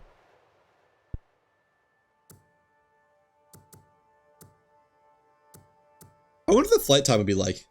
Because, you know, electric cars have, just by proxy being electric cars versus gas powered, they have way less mileage, since batteries are a way less dense energy source than gasoline. I wonder how long a electric, whatchamacallit, personal aircraft of the helicopter variety would last. Because that is the route they're going, is electric. Which is also pretty cool. But I can't imagine that it lasts as long as a car. Which, if that's the case, then you're not going to have very much mileage on that thing. Also, 2 blue schematics back to back. Blade wingtip. I don't know. I have heard that the companies, yeah, hours tops, that's what I would think. Although I have heard that there's companies that use them for, like, delivery stuff. So, like, I don't know, like delivering packages to buildings, like, you know, not just like Amazon, but like delivering to a client a bunch of stuff. Which, if that's the case, you'd think it has a pretty good range to be able to do that. I don't know. I would need to look into it more if I would say anything special about it. They can't have multiple batteries because of the weight. That's another good point. I didn't even think about that. Yeah, because an electric car, the biggest source of weight outside like the chassis and whatnot, and the motors, is easily going to be the batteries. And batteries might be top of the list anyways. And for flying vehicles, it'll probably be... Chassis will actually probably be pretty light. The motor components will probably be the heaviest just because they're going to be raw metal. But after that, batteries easily, every day of the week, going to be the densest thing there. I don't know. I bet there is data out for it already, because there are prototypes slash semi-final iterations that some companies have. I bet they have like flight time and whatnot. Maybe I'll look into that after stream or something. So next stream I can get back with some relevant information. I guess it wouldn't be relevant, but interesting information. Ooh, another blue schematic. Been getting pretty good at those. Let me guess. Overhang platform. Band wingtip. Okay, well. At least it's something somewhat unique.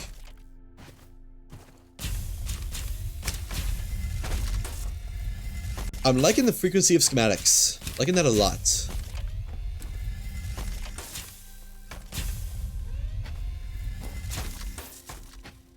And I'm not seeing any more blues in here. Yeah, ready? There we go again.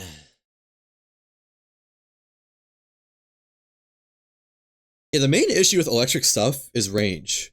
I have a class on basically electromechanical systems, and the professor was talking about how, like, you know, don't get me wrong, something, electric vehicles are awesome. He really hopes they'll really go places.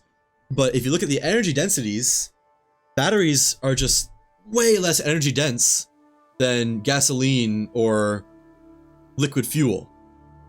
Just, like, it doesn't really At a glance, you think, oh, battery. That's like the energy incarnate.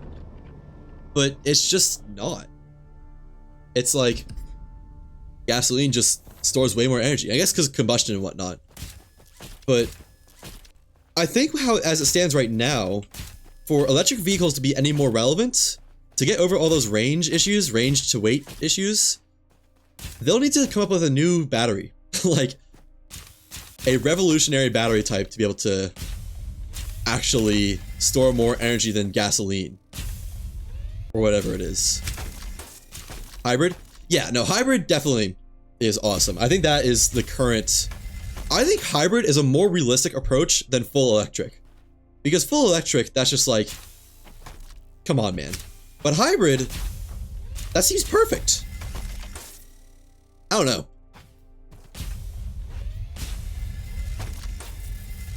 But that probably wouldn't really work in something like it works for a car where you already have a spot for an engine. And, you know, cars are kind of standardized to expect engines in the assembly process. Have a hybrid Maverick, you love it? That sounds awesome. But then that probably doesn't really translate to whatchamacallit, air vehicles that well. Because car works because you can have one engine under the hood and then route that power to whatchamacallit, all the wheels, whichever wheels you want. But for a electric air vehicle, I'm pretty sure they're going for quadcopter design, so it would need 4 different engines, essentially, one for each blade, propeller blade. And I mean, at that point, that's not going to be gas powered. That would be like, I just don't think it would work. It'd need to be either way scaled up insanely amounts, or you just have to go back to having a helicopter with the main rotor, or main 2 rotors or something like that.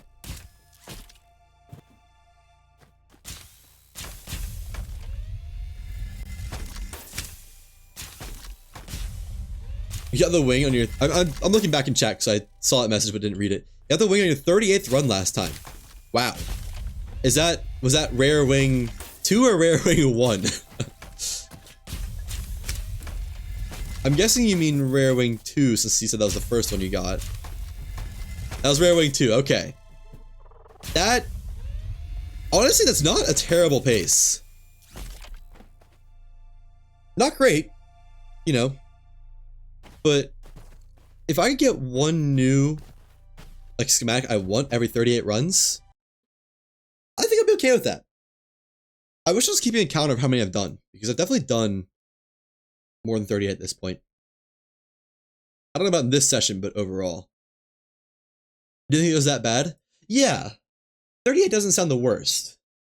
Because if you can do one every 2 minutes or so, which I think is a fairly realistic thing. Let's see, well, I loaded into the wrong world. It's been a minute since I did that. Oopsie daisies. We'll time it again. We'll time it for a more realistic approach. From load in to load in. So if you can do one every 2 minutes, then that's like hour and some change, hour and 20 minutes for every new drop. Which if we were following that trend, that'd be pretty good. That'd be above average for what I have now. Accidentally back on the mothership. Oopsie daisies. Okay, so it is passing the full minute right now. That was 2 hours and 19 minutes on the dot on the stream time. It was kind of broken up as well. Did a few runs, had to leave, then came back and did a few runs. Well, that's a really good pace. Making it all the more better.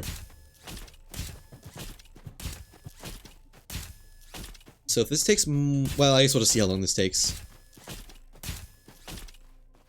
Oh, missed one. Nothing new there. Nothing revolutionary, at least. Nor there. Trying to keep an eye out for blue schematics, but, you know, they don't always glow blue. In fact, they're kind of not glowing blue at all right now. I'm not seeing any, though. So, Alt F4. And it hasn't even been a minute yet. So honestly, it's going to be sub 2-minute pace for most optimal possible. That was pretty darn optimal.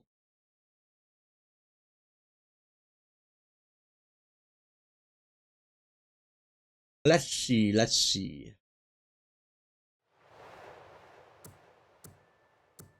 Yeah, that was 1 minute and 15 seconds. So if it was 38 runs, 1 minute, 18 seconds, 20 seconds, something like that. If that could be the standard, what is that math? That's complicated math. We'll say 45 minutes. Not bad at all. You notice when you open a lot at the same time, the glow takes longer? Oh, maybe that's what does it. Well, then you gotta trade off time to open them versus time to sort through them. And I don't know, I do like seeing the glows, but like that wasn't even that fast. And they're already not glowing.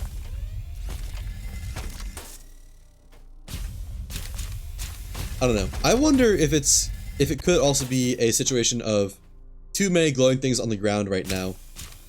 Like for the game to want to render at once. So it just kind of doesn't.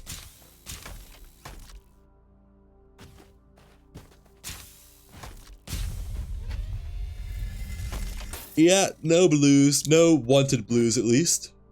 Huh. That's what you're thinking? Yeah. That would make sense from a game coding standpoint. Of that being the issue. The issue in question.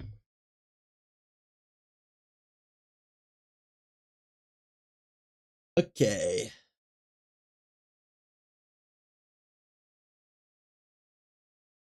Reset number, I don't know.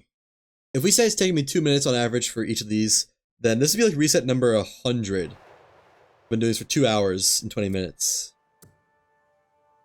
I guess I'll reset number 120 to be more realistic, but I for some reason feel like there hasn't been 120 resets. That sounds... I mean, I guess it's not impossible, but that doesn't sound very likely. After you got the wing, you just took a break from the game, went and played with building an island. You know what? That honestly could not be more valid. That is a healthier way to do it than just slamming your head against the wall for 5 hours.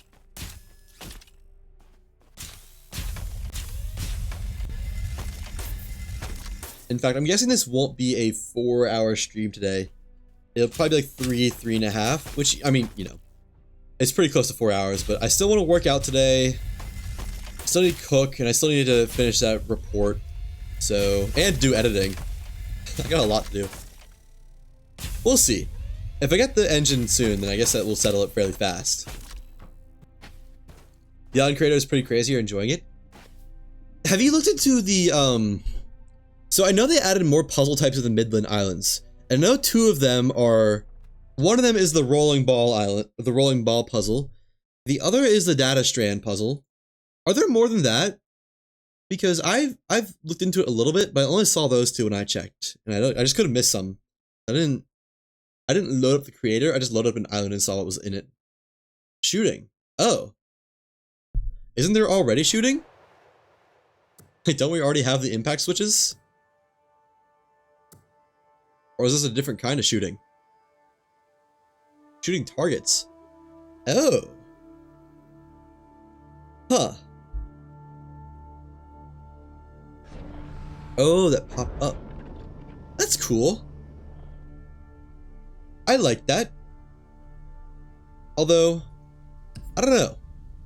Sounds a little bit rigid. Like, there's probably not much you can do to complicate something like that other than, like, seek and destroy. Because a lot of the puzzles in Lost Skies are able to be made complicated in some way. Like, for impact switches, you can hide them around and make them need to be found, which I guess you could also do with shooting targets. You know, it's probably as complicatable as anything else in the game. I don't know. That's just an odd one, it sounds like. I was kind of surprised when they added data strands. I think it's more for fun, not necessarily for puzzles. Yeah, that would make sense, honestly. Data strands fit kind of in line with that, I think. The whole timed flying or grapple, whatever you want to do puzzle.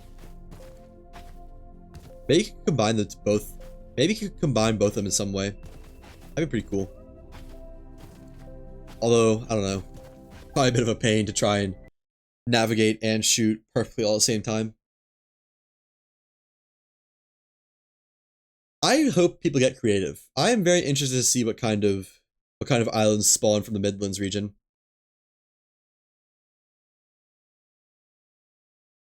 Like, if there's some more islands like Saborian Training Grounds, I'll be very happy. I feel like that is one of the better made puzzle islands. Puzzle/combat islands.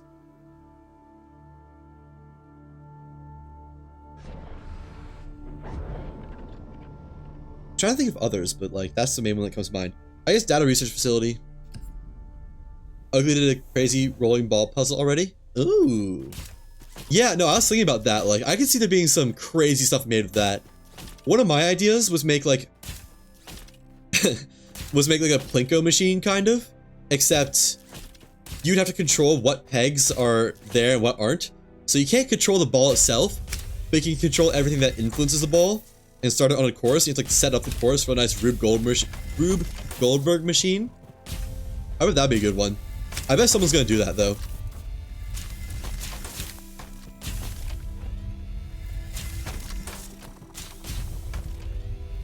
I'll be honest, I don't really know map makers by name. I kind of know them by maps. So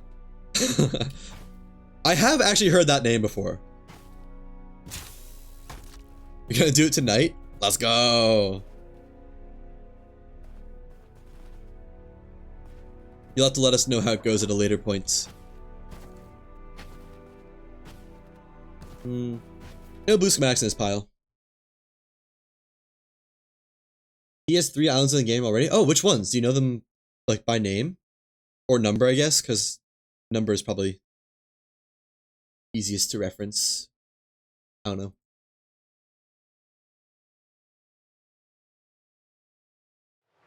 So I'm curious how my opinions on those are. Because I have opinions on pretty much every island at this point.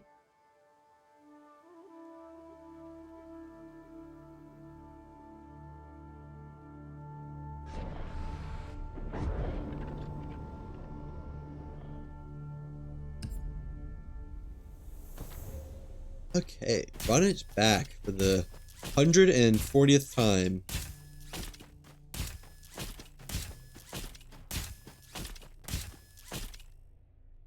None in the outer ring.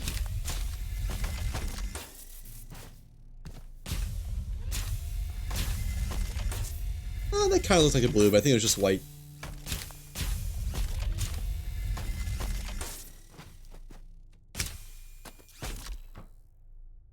Come on, man. Open the chest, please. I think my point to interact was acting up. Valve District, the Grand Mansion one? Ooh. I do like Grand Mansion. I will say, Valve District could have used some work before being finalized. Oh, you know what? I know I recognize his name because I may or may not have slandered Valve District at one point, and then he responded in Discord, and then I felt bad. Apparently, the consensus, what happened was, so as we all know, Valve District has that issue with the last puzzle that is kind of borked. Apparently, Ugly fixed it, but Bossa didn't re-add it to the working map in-game, and so their fix never got added. So, unfortunate. Oh, the spine. Oh. I've heard a lot of people complaining about the spine.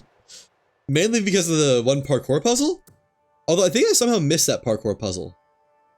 Because the spine is one with a lot of fragmented islands, isn't it? I somehow skipped the parkour puzzle in there.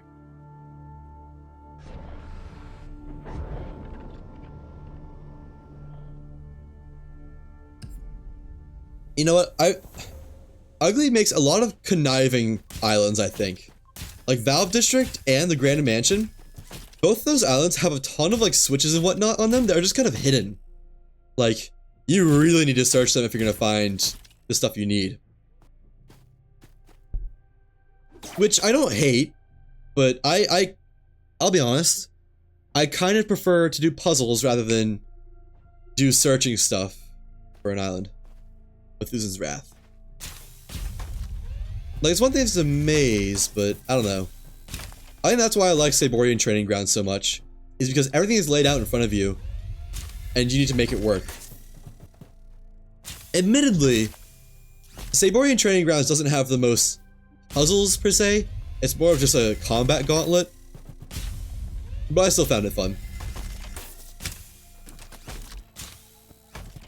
I don't know. I think a lot of the issue was some of the islands got imported improperly to Lost Skies. It wasn't the creator's fault, it was just that however they imported them didn't really work right. Or work perfectly. He had crazy islands on Worlds Adrift. Always super detailed with all his stuff. Oh. I can barely remember any of the islands from Worlds Adrift for some reason. Like, I don't know. I don't remember spending too much time on islands. I think I was a different person when I played Worlds Adrift. I was the kind of person who would see what there was at a surface level, and maybe see a little bit about puzzles, and then after that bail. I feel like Worlds Adrift didn't have many puzzle elements, though. Wasn't it just like all they had was mazes and stuff? Because there wasn't switches, there wasn't Atlas stones, there wasn't impact switches, there wasn't like relays or anything like that. I think I forgot to launch the game again.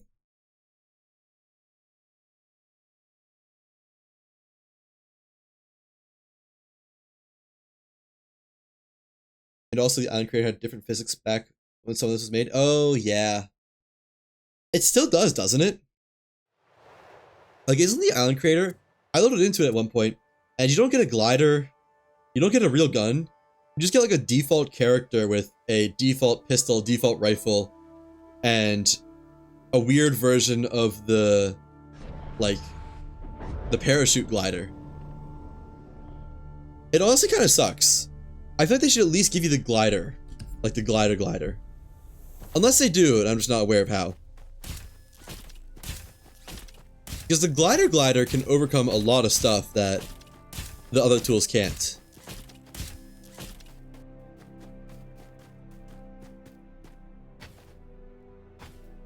You climb on the no grapple walls? Oh, really? Huh. That, you know, that makes sense actually.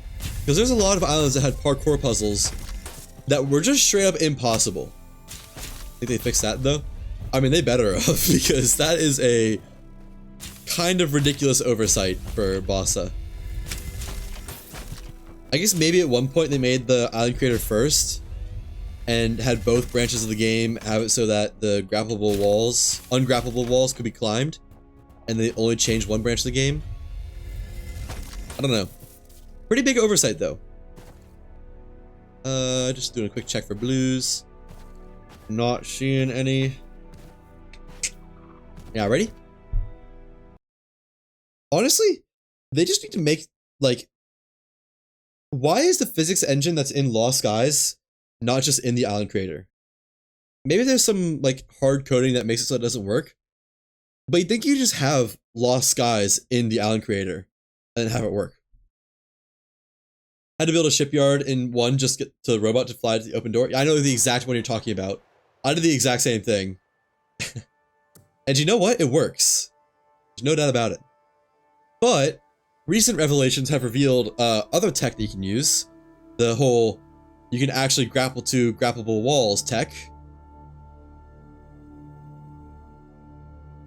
I don't know if that's tech or an exploit, but you know.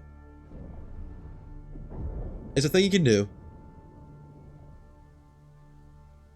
And it definitely trivializes every single section that has ungrappleable walls, where you can just grapple to them instead. Oh man. Oh, nuts. Yeah, the grapple pull. Exactly. I feel like they should just make it so that you can't, like, You can't even attempt to grapple to an ungrappable surface. That would fix that and make the ungrappable surface just a lot better to work with.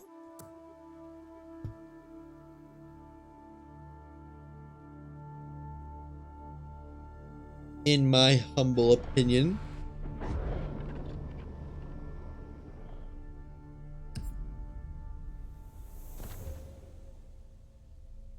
I was trying to see if there's any ungrappable surfaces. If there was any ungrappable surfaces in here, but there's not. Like, no cursor for the hook? Yeah, exactly. Like, just don't even let us, like, try.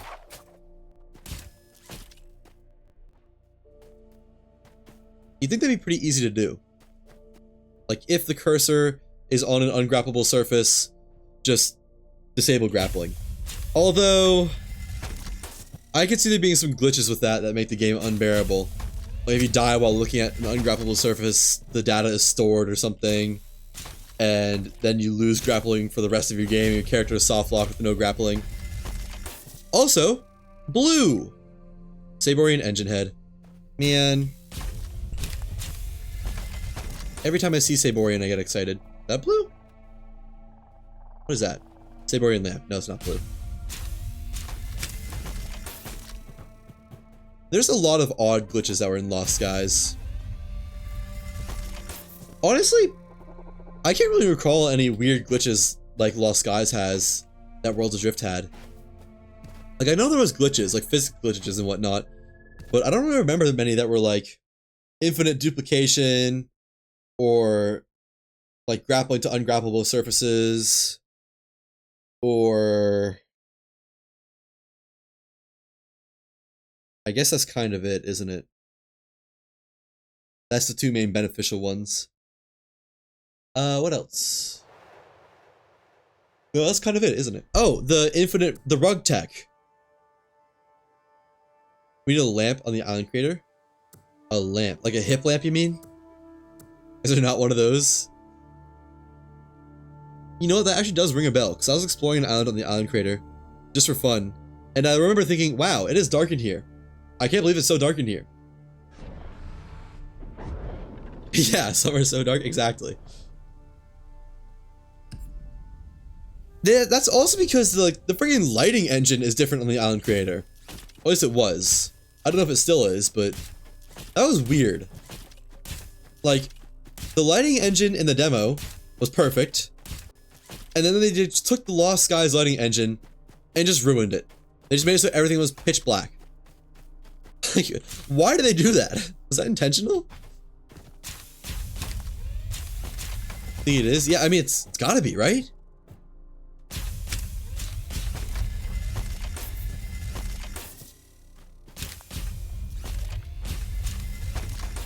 Well, that's a lot of blues again, but none of them are blue schematics. Alrighty. What is this? Saborian Wind Chime 2. I already have that. I like that it's like you picked up one of these schematics, as if you can pick up multiple at the same time. Pretty goofy. But yeah, there's no blues in here. No reason to keep dillying or dallying.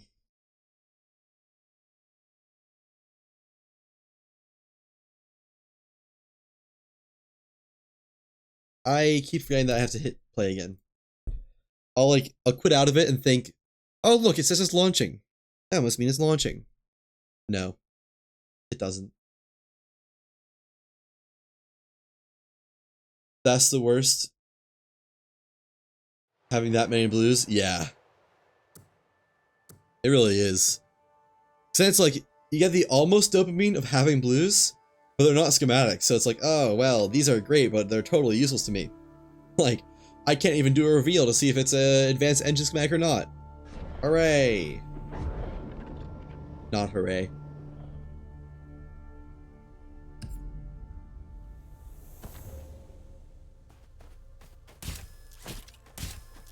The amount of time I've put into trying to get the advanced engine schematic is starting to get ridiculous. Like, gotta be pushing on 10 hours now.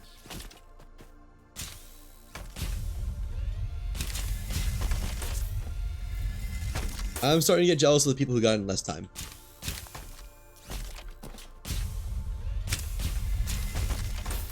Or the people who got like day 1 or something.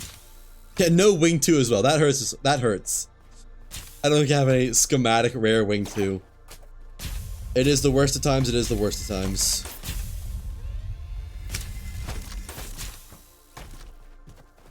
What is this? Oh, flight record. Like, I know what's gonna happen too. What's gonna happen is the devs are gonna add the Midlands, and then the Midlands will be a higher tier zone, and the Saborian engine and Advanced Saborian engine are gonna be as common as like the Tri-Shell and stuff are now. Like, I just know it, but that drive for content is too strong. I want to have the best thing there is.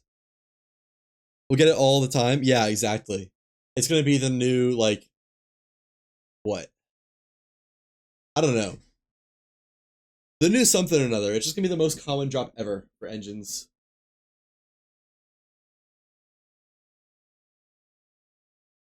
And while I am looking forward to having more new content, I'm not looking forward to the pain of that.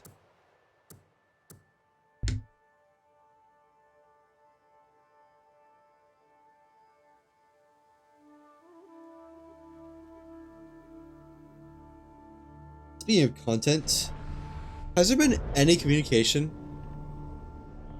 The advanced engine head? Yeah, exactly. Has there been any communication on their plans for the Midlands? Because I kind of assume that all they need to do is just import player-made islands, and once there's enough of them, they'll add a new region. But I don't know. I don't expect it to happen soon, is the important part.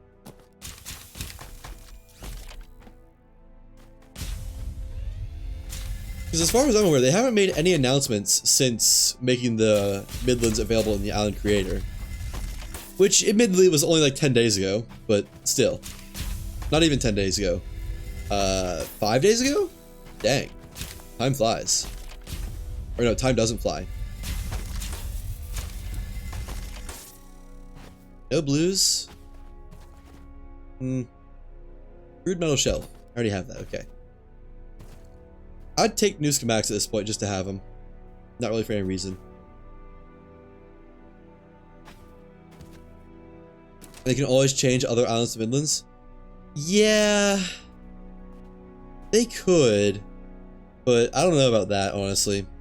That seems like it'd be a little bit...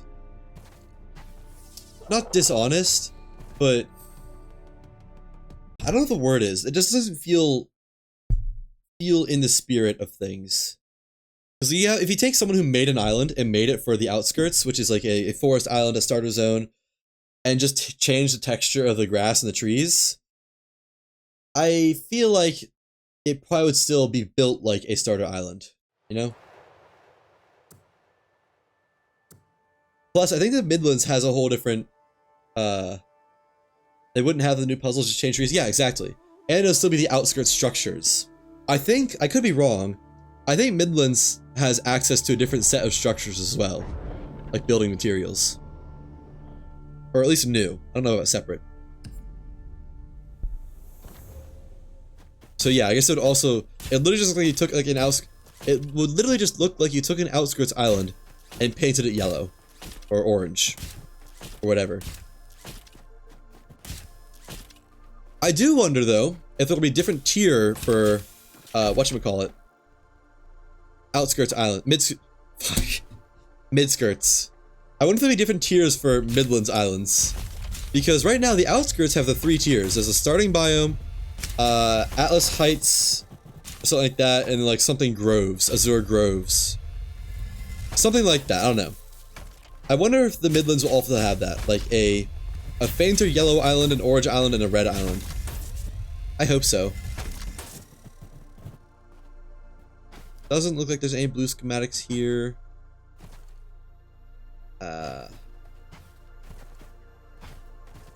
Yeah, I mean, hopefully, right? I have to imagine something like that will be in the game. Because they set the precedent for the outskirts. And And then if they just go back on that, then like, what? You know?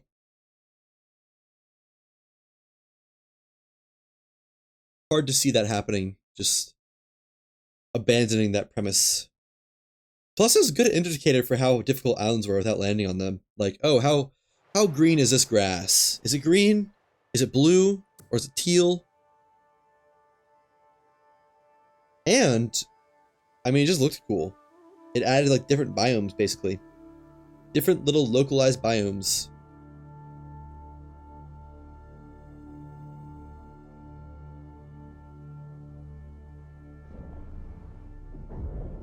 Alrighty. It's taking a while. Did I load into the wrong world? I did, didn't I? Yeah, sure did. Crazy how that happens.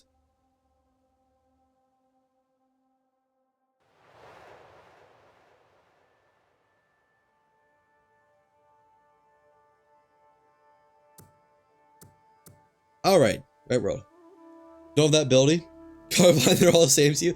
Oh, yeah, well, I guess that would make that a little bit harder, wouldn't it?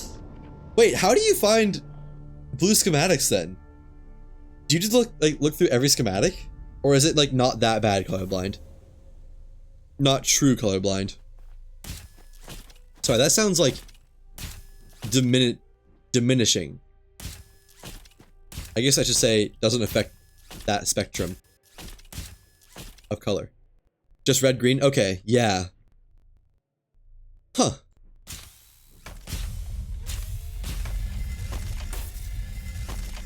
I think I have a friend who's also red-green colorblind.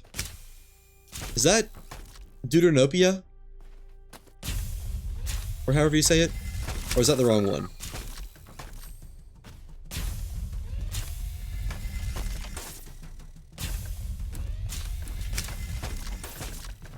The bright green you can see. Oh.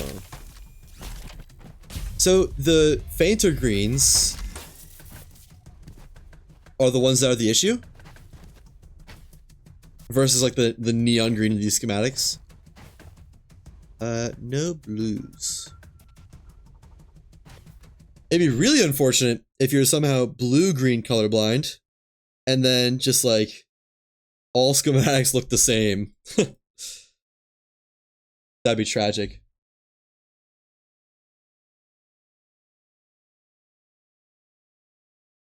Oops. Uh-oh, I might have crashed it. That would be hell. That would be the worst of it for this.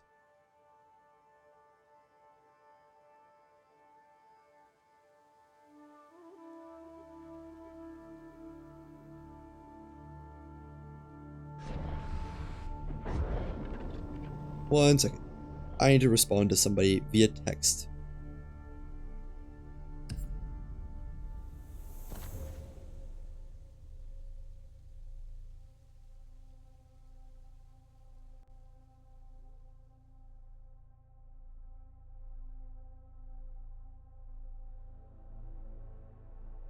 There we go. Okay. It was... Well, I guess it wasn't the most important, but you know... If I read a message, and then forget about it, I'm never going to end up responding, ever. So... Either now or never.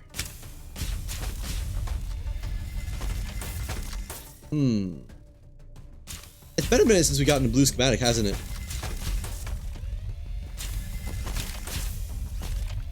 Yeah, it has. Is that all of them for this island again? Look at that. So this one is another one. This one looks like a white schematic, but it's actually a green schematic. And then they see, so you just leave them on red? Exactly. It's like, I was like, dude, I swear I did not mean to leave you on red. I have the memory of a goldfish. I read the message. In my mind, I responded to it. And then I didn't respond, and... Oops.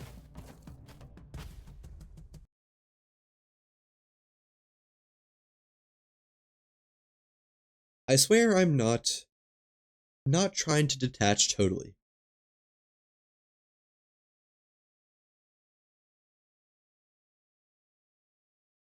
All right, what about 10 minutes off the 3rd hour? Can we get an advanced Saborian engine schematic? If not, I think 2 unopened chests. I can't believe it. So over. That was gonna be rare wing 2 and the advanced Saborian engine. You're right. Fuck. How could I miss it? The 2 chests out of the 3 billion that I've opened. That was the one. I thought it looked too. I'm surprised I missed that.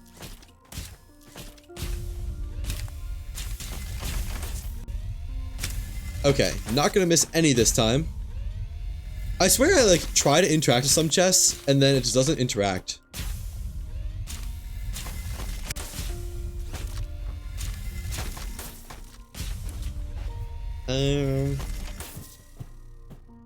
Okay, got them all this time. I'm sure of it. Is anything blue? Doesn't really look like it, does it? Not at a glance. No. Of course not. What was I gonna say? There's something I was going to say. You notice you think you open sometimes, but just pick something up instead? Oh, that could be what it is. Yeah. That would do it, wouldn't it? Oh. That was weird. Oh, yeah. Because I kind of need to do more stuff today rather than just like edit or eat or something, I think this stream will probably last for another 40 minutes or so if I don't get the engine. And then I'll be back tomorrow to try my best. Try my darndest. Try to get that advanced engine. I'm not writing it off yet. I just think it's a... Given my current track record, I think it's a slim chance for now.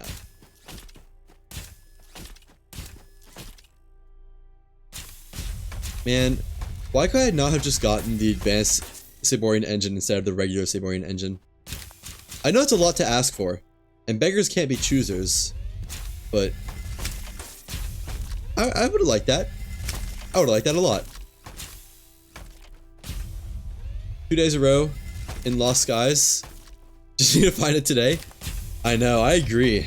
That's too much Lost Skies. That's a blue schematic, I think. I'd love to find it today, but we'll see. Is that a blue schematic? I can't tell. Let's see. Feels like one. Avian wingtip. It is blue.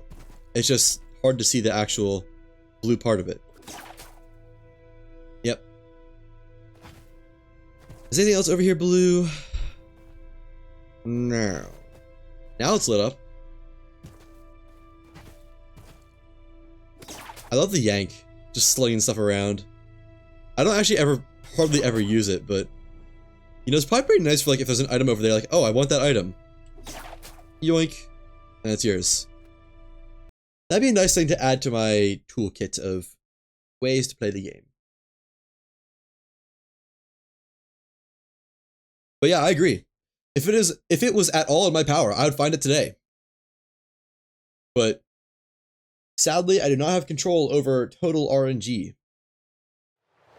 Maybe there's some way I can seed the chests and force the game to give me the advanced engine schematic on this run right here.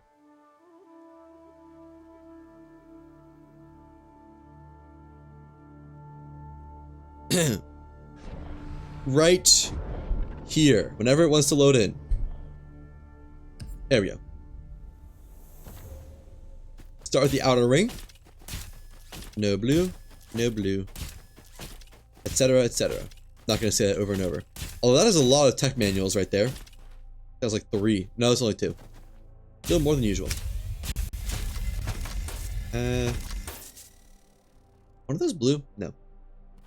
I think you only use it for fishing heavy power cores from anti-aircraft turrets? Yeah. Actually, that would be good use for it, wouldn't it?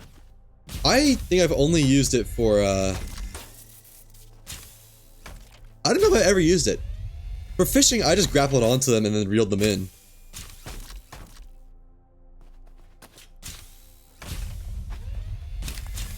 Okay, well, looks like this might not have been the run. Oh, that something blue was over here. Oh, it's the metal.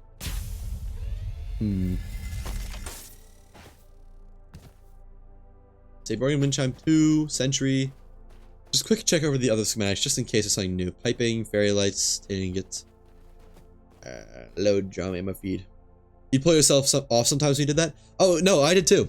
In fact, that happened about more than half the time. It was not a very good strategy. I just, you know, I have never mentally had the yank as part of the toolkit. It would be, oh, I have the grappling hook, the regular grappling hook, and that's it. Yeah, no, I bet that does work better, doesn't it? I probably lost half my power cores because of that.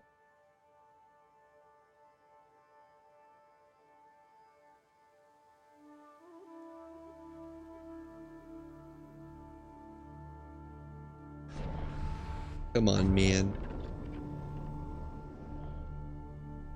There we go.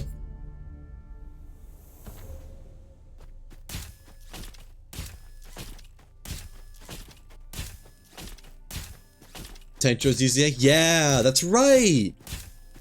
I forgot about that.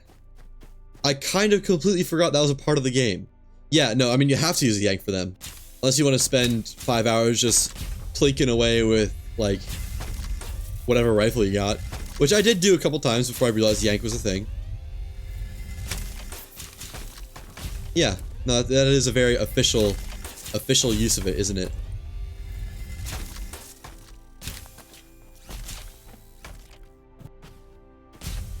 And a couple blues, but none of the variety that we want, I think, right?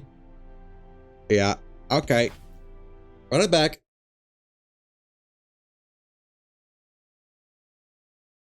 I think run it back might be one of my most uttered phrases. It's just, you know, it works pretty well when you got something that's like, you're doing it a bunch. You gotta run it back. Gotta play it again, Johnny Guitar. Johnny Guitar. You did it more than a few times. If they got stuck, just use 300 rounds on them. Yeah, no, exactly. I would take to trying to jump trick shot in some way, hit the weak point while it wasn't exposed before I realized that yank exposed it. And that worked a little bit because it only took like 2 or 3 shots at the weak point with denied ascension.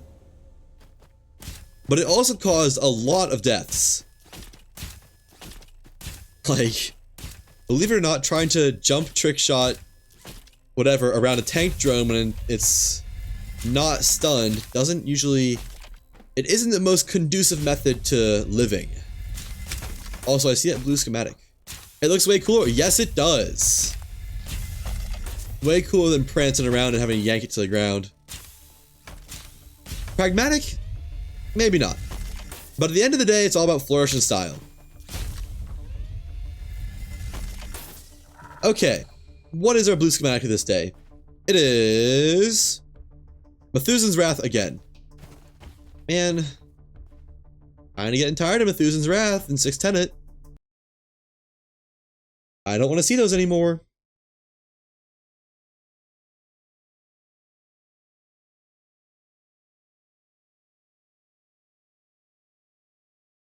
So game, whenever you want.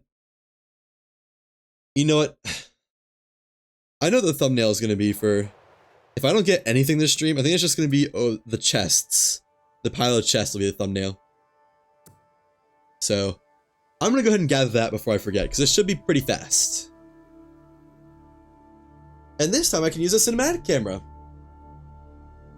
Now that mods work again. Never used shotguns in this game as well. I've heard that now that Methuselan's Wrath can be upgraded properly, it's pretty good. I haven't used it, but I've heard it can be good. Okay. Can you look up, please? Close enough. And speed up. Whoa, that's way too much speed. Why is it levitating? Why does it not look up? Why does my character always look down? Can you please look up? What are you looking at? Is it looking at whatever it's trying to interact with? Oh, it might be. Yeah. Think you upgraded it just because you could? Oh, well. Maybe they buffed it? I don't know. Okay, I'm gonna open this one chest so my character isn't looking at it the whole time. And try to stand on it. That works.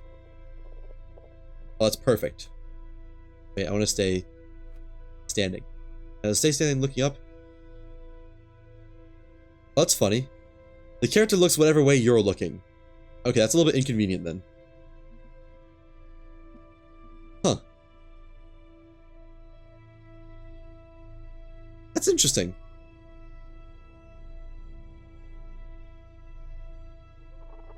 Weird. Whoa. Nausea alert. Hold on, how many flips can I do? If you do too fast, it just freaks out, it looks like. That's funny. I mean, it is a mod. It's not base game. Okay, I'll get that screenshot in a second. It's not really cooperating right now. It's not as I'd like it to. Just crack it all open. Missed one chest.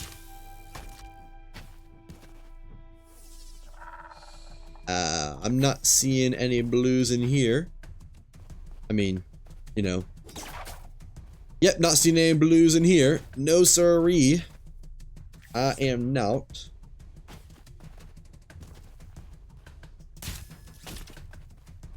What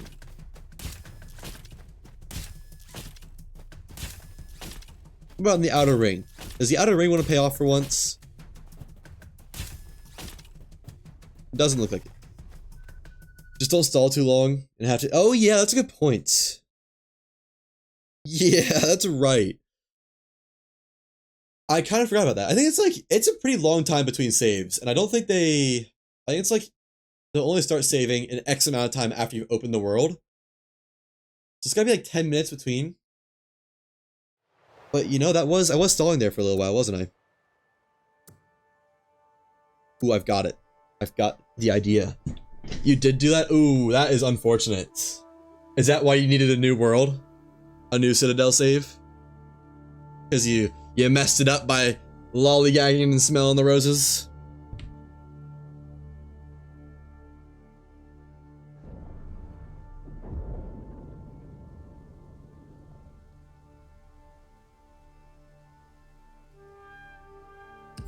Okay. Here. Dang it! Wrong world. Is when you're doing a different island though? Oh, well. I guess it's better than ruining the Citadel.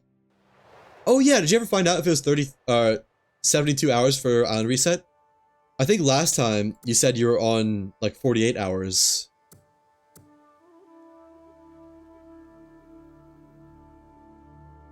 If my memory serves.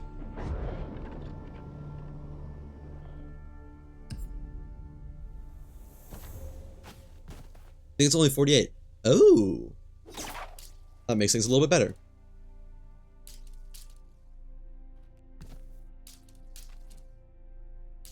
Okay. Why is my grapple very slowly, like, reeling out? There we go. Oh, that's kind of a pain, though. My character is able to turn freely because of this. That's funny. So I'm unable to look my character in the face. What happens when I turn up the speed and move faster? Whoa, that's too fast. Never mind.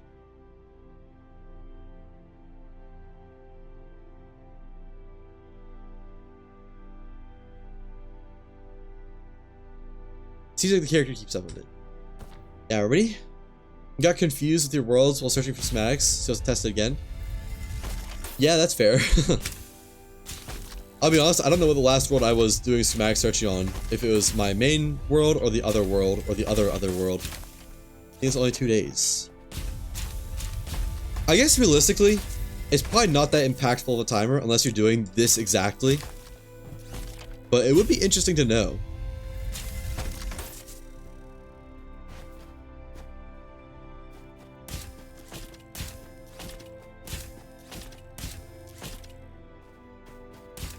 I've also given up on the screenshot for this attempt. We'll run it back next time. Any unopened chests or any blues in here in the mix? Doesn't really look like it, does it? No. Ready? 25 minutes to make it happen.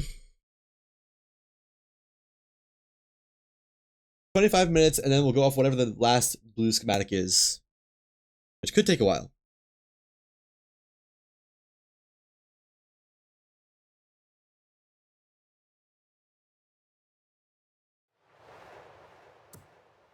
On your main world, you're just running around legit. Yeah, I guess for the test, it just more comes down to timekeeping abilities and like keeping track more than anything. Easier said than done. This day and age, remembering things? No, thank you.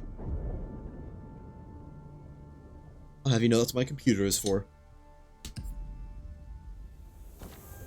Ah, every time. It's not every time. Often I load into the wrong world, and often it is somewhat upsetting.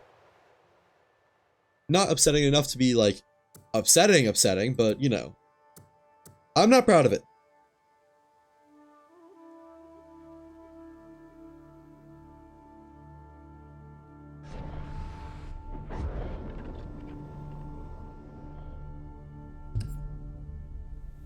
There we go. Okay. What is this thumbnail going to be? I guess it can be from over here and then looking at that chest. That work? It might. No, let's look at this chest though. I think that got it. It's good enough. I wish there was less green in here. I guess the thumbnail will be quite green. There's literally only one shade of colors in here, and that's green. I mean, it's not a very eventful VOD anyways. Let's do something like... Ooh, I like that, actually.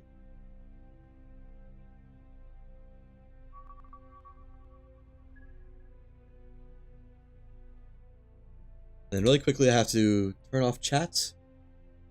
It didn't get in the way last time, but it will get in the way this time. That goes hard for a album picture right there. Oh, what? I just captured part of my other desktop somehow. I guess that's fine. Weird.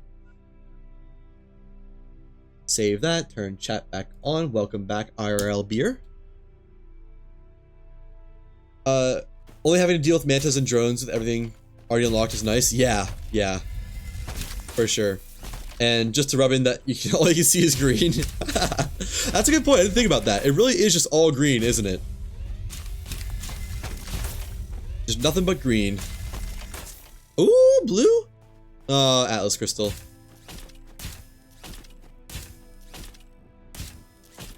Unlucky. What about any blues from these chests? I know I've missed those three. I guess I haven't missed them then. If I acknowledge that I know that they're there. And... oh, blue schematic actually. Hold on. Moment of truth. Thin decorative Saborian banner. Alright. Well. At least there's something blue. Something that's not green in this green world. You're so excited when you start to get blue Atlas shards? Yeah, exactly. The blue Atlas shards, the flight STDs, the tech manuals, and the metal. Honestly, just seeing a blue spark is like, ooh, is it something I want? Oh, could it be? And then 9 times out of 10, it's not. It's like, oh, you wanted this Atlas shard that is just worse than the Atlas shards you have right now, right? Or you wanted flawless lead, right? Come on, how could you not want flawless lead?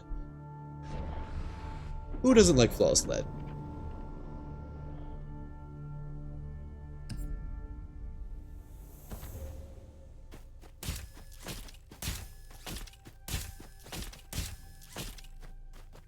Well, another chance for blues, I guess.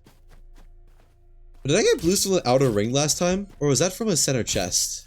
think it's one of the 3 center chests I hadn't unlocked, was it? I don't know. I guess it's not really that important.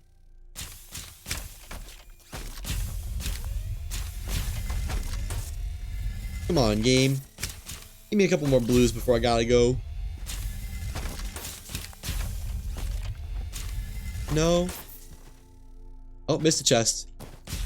Not doing that again.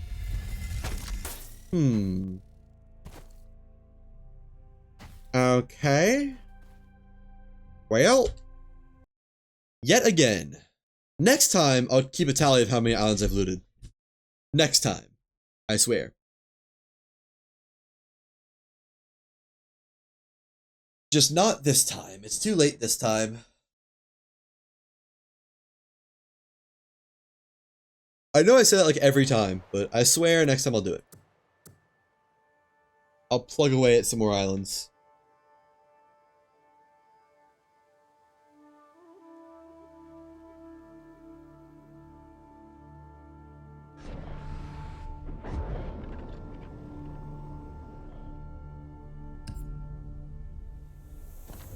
You were like 8 or so? It's gotta be 8 or so by now. You know, I don't know. I don't think 8 or so is right. I think maybe at least 8 or so. That'd probably be a little bit more correct. Because we might be on number 9. Heck, we might even be on number 10 by now. That would be bonkers. Yeah, at least 8, exactly. Let's get some proper grammar to fit the situation here.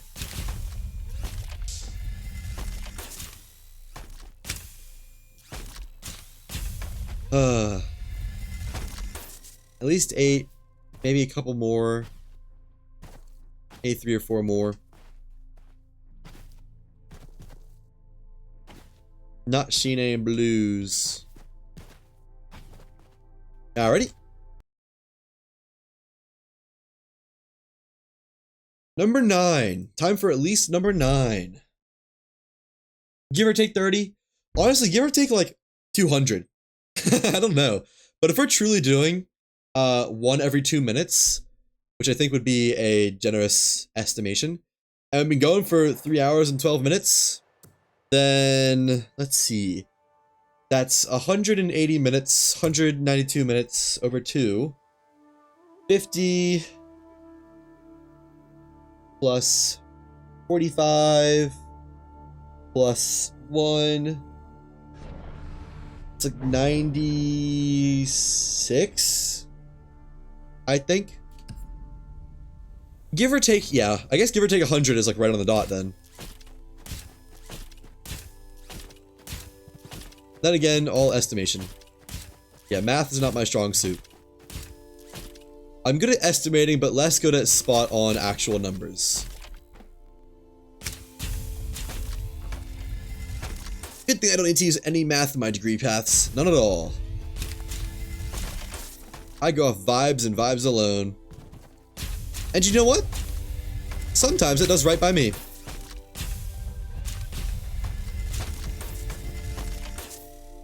Sometimes. What was that? Reinforced boring canopy. Any blues that I care about in here? What is this? Oh. Metalhead figurehead. I have that already, isn't it? Isn't it like a base game one? Yeah, it is. Well, at least there's a blue. At least there's not nothing. Okay. Number 97. Give it up for 97.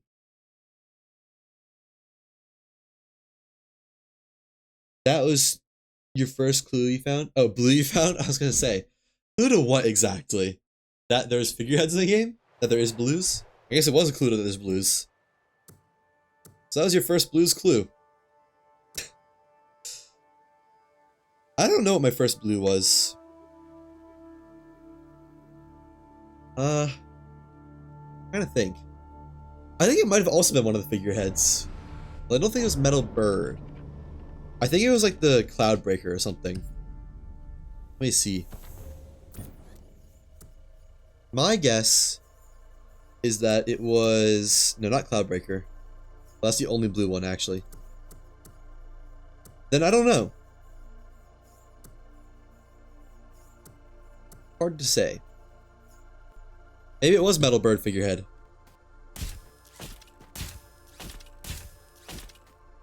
It actually might have been 6th Tenet. I got 6th Tenet very early on. Like, before I had Denied Ascension, I had 6th Tenet. And admittedly, 6th Tenet sucked, but I had it.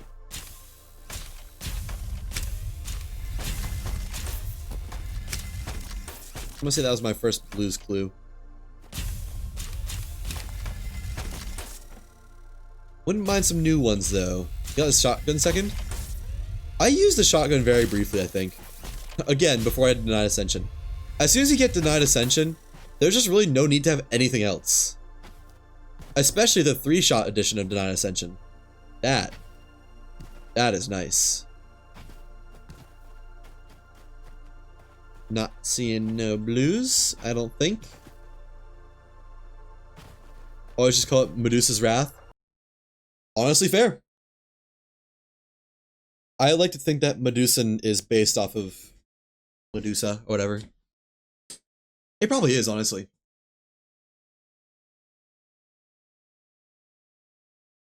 Because at what point do you have something that's like has the word Medusa in it as the first part of the word, and then not have it based on Medusa in some way?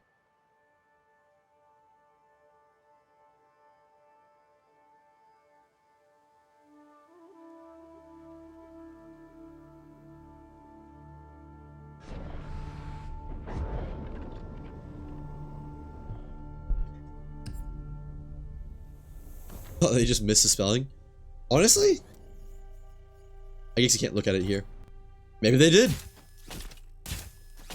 Although I don't know how much sense that would make because, like, why Medusa in a game that has, like, very little Greek significance or Roman, whatever theory system it had Medusa in it. I want to say that was Greece. I don't know. Greek and Rome had a lot of overlaps.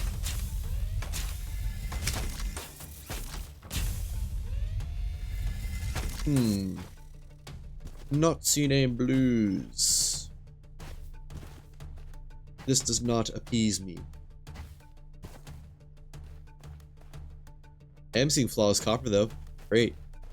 Hooray. Woohoo.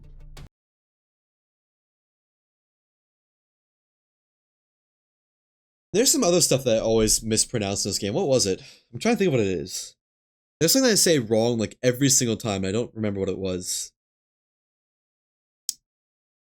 You feeling this run right now? Oh, really? Well, if you're right, 200 gifted subs right now. On the dot. To you, not that you have to pay. That would be silly.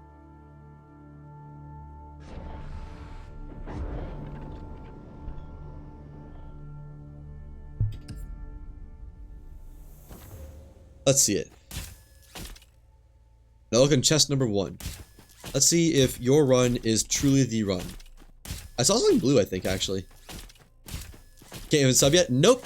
Sure can't. Nobody's able to until I hit affiliate. Not even myself. Which I honestly don't expect to hit very soon, so you can forestall that payment for a while.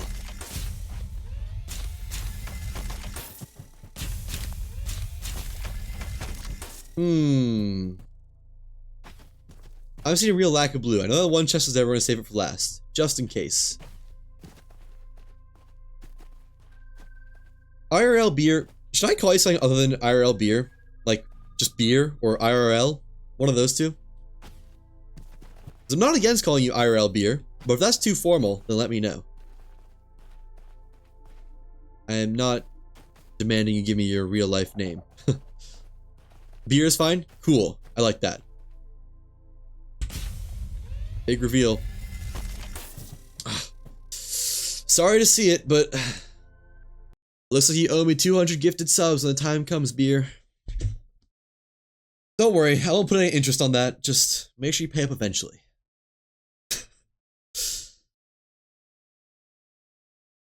One day.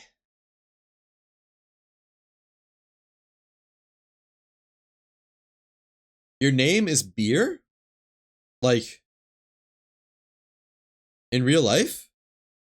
Like B-E-E-R?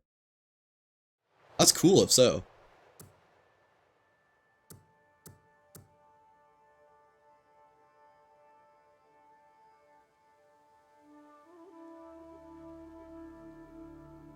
Also wild. I don't know if I've ever heard of someone being named Beer before.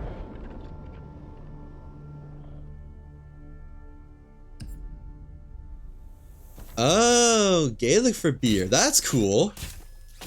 My last name is in some way another language for beer also. That's cool.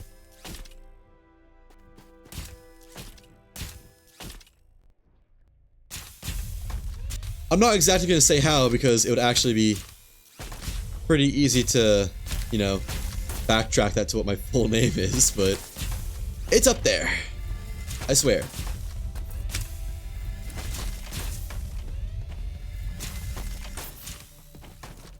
Yeah, don't dox yourself. I'm gonna try. We'll see how long that lasts, but I'm gonna try.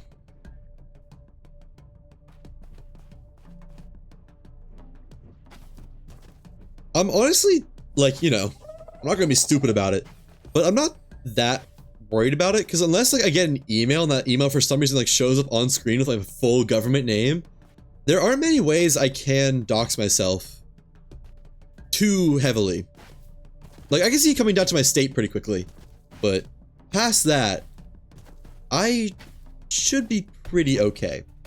You know, I say that, and then, like, tomorrow, I'm gonna be playing Lost Skies and show the wrong monitor, and it'll be, like, my full social security number, my credit card number, my birth certificate, and everything on that monitor. It's like, oops. Guess that's all out there now. You know what? Knock on wood. Knock on wood, it shouldn't be too easy to dox myself.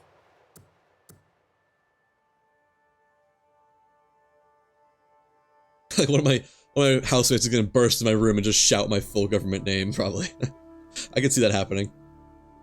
Hopefully it doesn't. So what is Twitch's rules for qualifications to get partnered? Well, partnered is a whole thing on its own. Partnered is like the you've really made it level. Affiliate is the first one above, like, default nothing. Affiliate requires 50 followers, which I have. You need to stream at least, like, 5 times in the past month, like 20 hours or something in total in a month, which is pretty easy for me.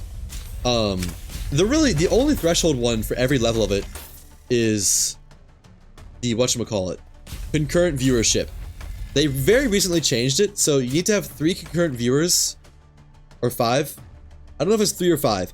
Either 3 or 5 concurrent viewers on a stream, averaged, for 3 days a month, 4 days a month, something like that. And, you know, since I don't really have an actual real solid following, there's a couple people like you, Beer, who pop out regularly, which I really appreciate. But I don't have an actual true, like, viewer base. So that is still gonna take a while for me to get. I would expect. The 3 or 5 concurrent viewers on 4 different days in a month. It used to be that you just need to average for, like, a month straight. You need to average 3 or 5 concurrent viewers, which is a lot harder. And actually, if the old system was put in place a month ago, where it was just on different days, I would have had it. Because when Lost Skies came out, there was a lot of viewers, and I had like 10 streams or something that went above 3 or 5 concurrent viewers, whatever the number was, on average. So you're just missing the viewers? Yeah, pretty much. But I mean, you know, that's like the biggest part of anything. Having a lot of followers, I mean, I say a lot, it's not an insane amount. Having a good amount of followers is nice, but it doesn't really mean much. Streaming a lot, anyone can stream a lot. You can start a stream and then forget about it. The concurrent viewers is the threshold for every single step of the way. That's the one that actually matters. And then partnered is like some insane level above of like 75, 50, or 100 concurrent viewers on average. Which is like, if you get that, you've made it.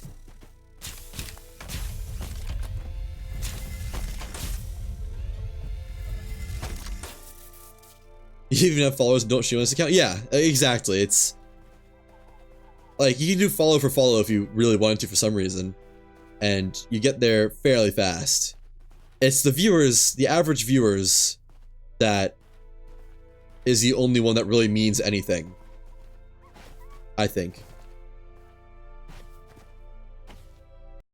In my opinion. Which I think my opinion means something, since I've at least understood streaming now. Not saying I'm amazing at it. By no means am I. But I think I understand the ebb and flow of it all. I just need to hurry up and, like, buy some sort of face cam already. I don't know. I feel like that helps for getting, like, personality across and getting people to... What's the word? Get attached is the wrong word, but, like, you know, stick around, I guess. Gotta really put yourself out there. Remember when that Marbles on stream game came out? So many people got affiliated so fast? Yeah, no, that was... that was big for a lot of people. That was a niche on its own. There's a lot of things like that. I mean, there's not now, but there has been throughout history. Plus, as time goes on, it kind of just gets more competitive as more and more people stream and have their own viewership pools.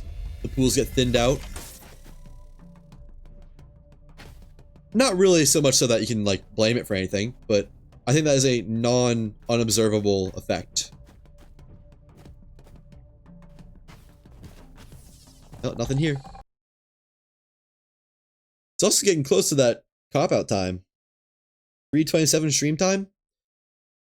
3 more minutes of attempts, and then whatever the next blue schematic is, that's the last one.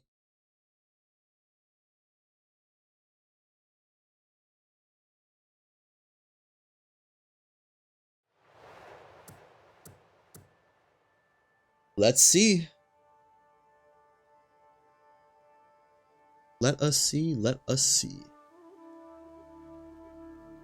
Oh, I just accidentally cracked my neck and it actually kind of felt great. It's like, oh, I didn't even realize I had that tension in there, but now it's gone.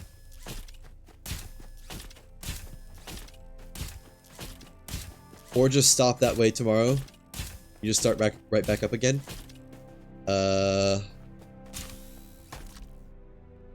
Not exactly sure what you mean. Oh, you mean for next blue schematic? Like, so I don't ruin the island? I assume?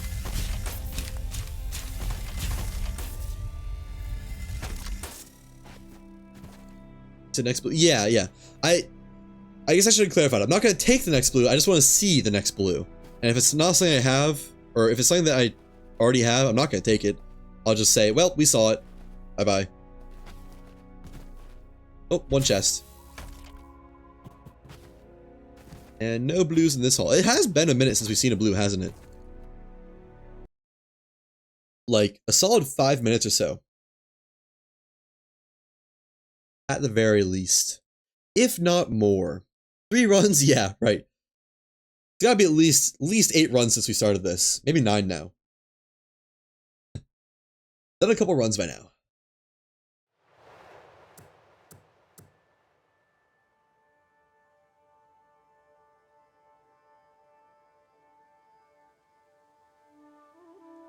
This may be the last guaranteed run, actually. Yeah, 8, exactly, right. Don't forget. Maybe 9, but at least 8. Alright, if I speedrun this fast enough, we can get another... for sure, another run in. I don't think it's gonna happen, because the stream time says 329.45.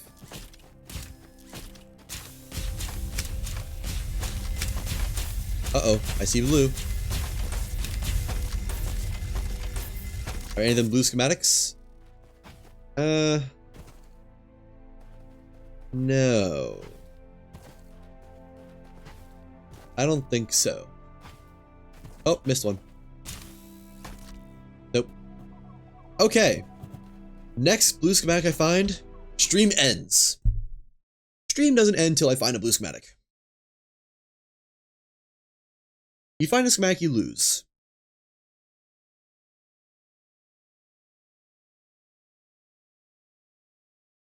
I really don't like this eerie silence between loading up games. It's like I just get a black screen and get to look at my own reflection for a little bit. I guess there's not really much of a reflection, just a little bit. Just get the engine now? Yeah, exactly. Just get it. Easy. Why didn't I think of that? Alright, you know, we'll do that now. We'll get the engine now. I think that's a good idea, actually. Let's try it out. I'll do my best.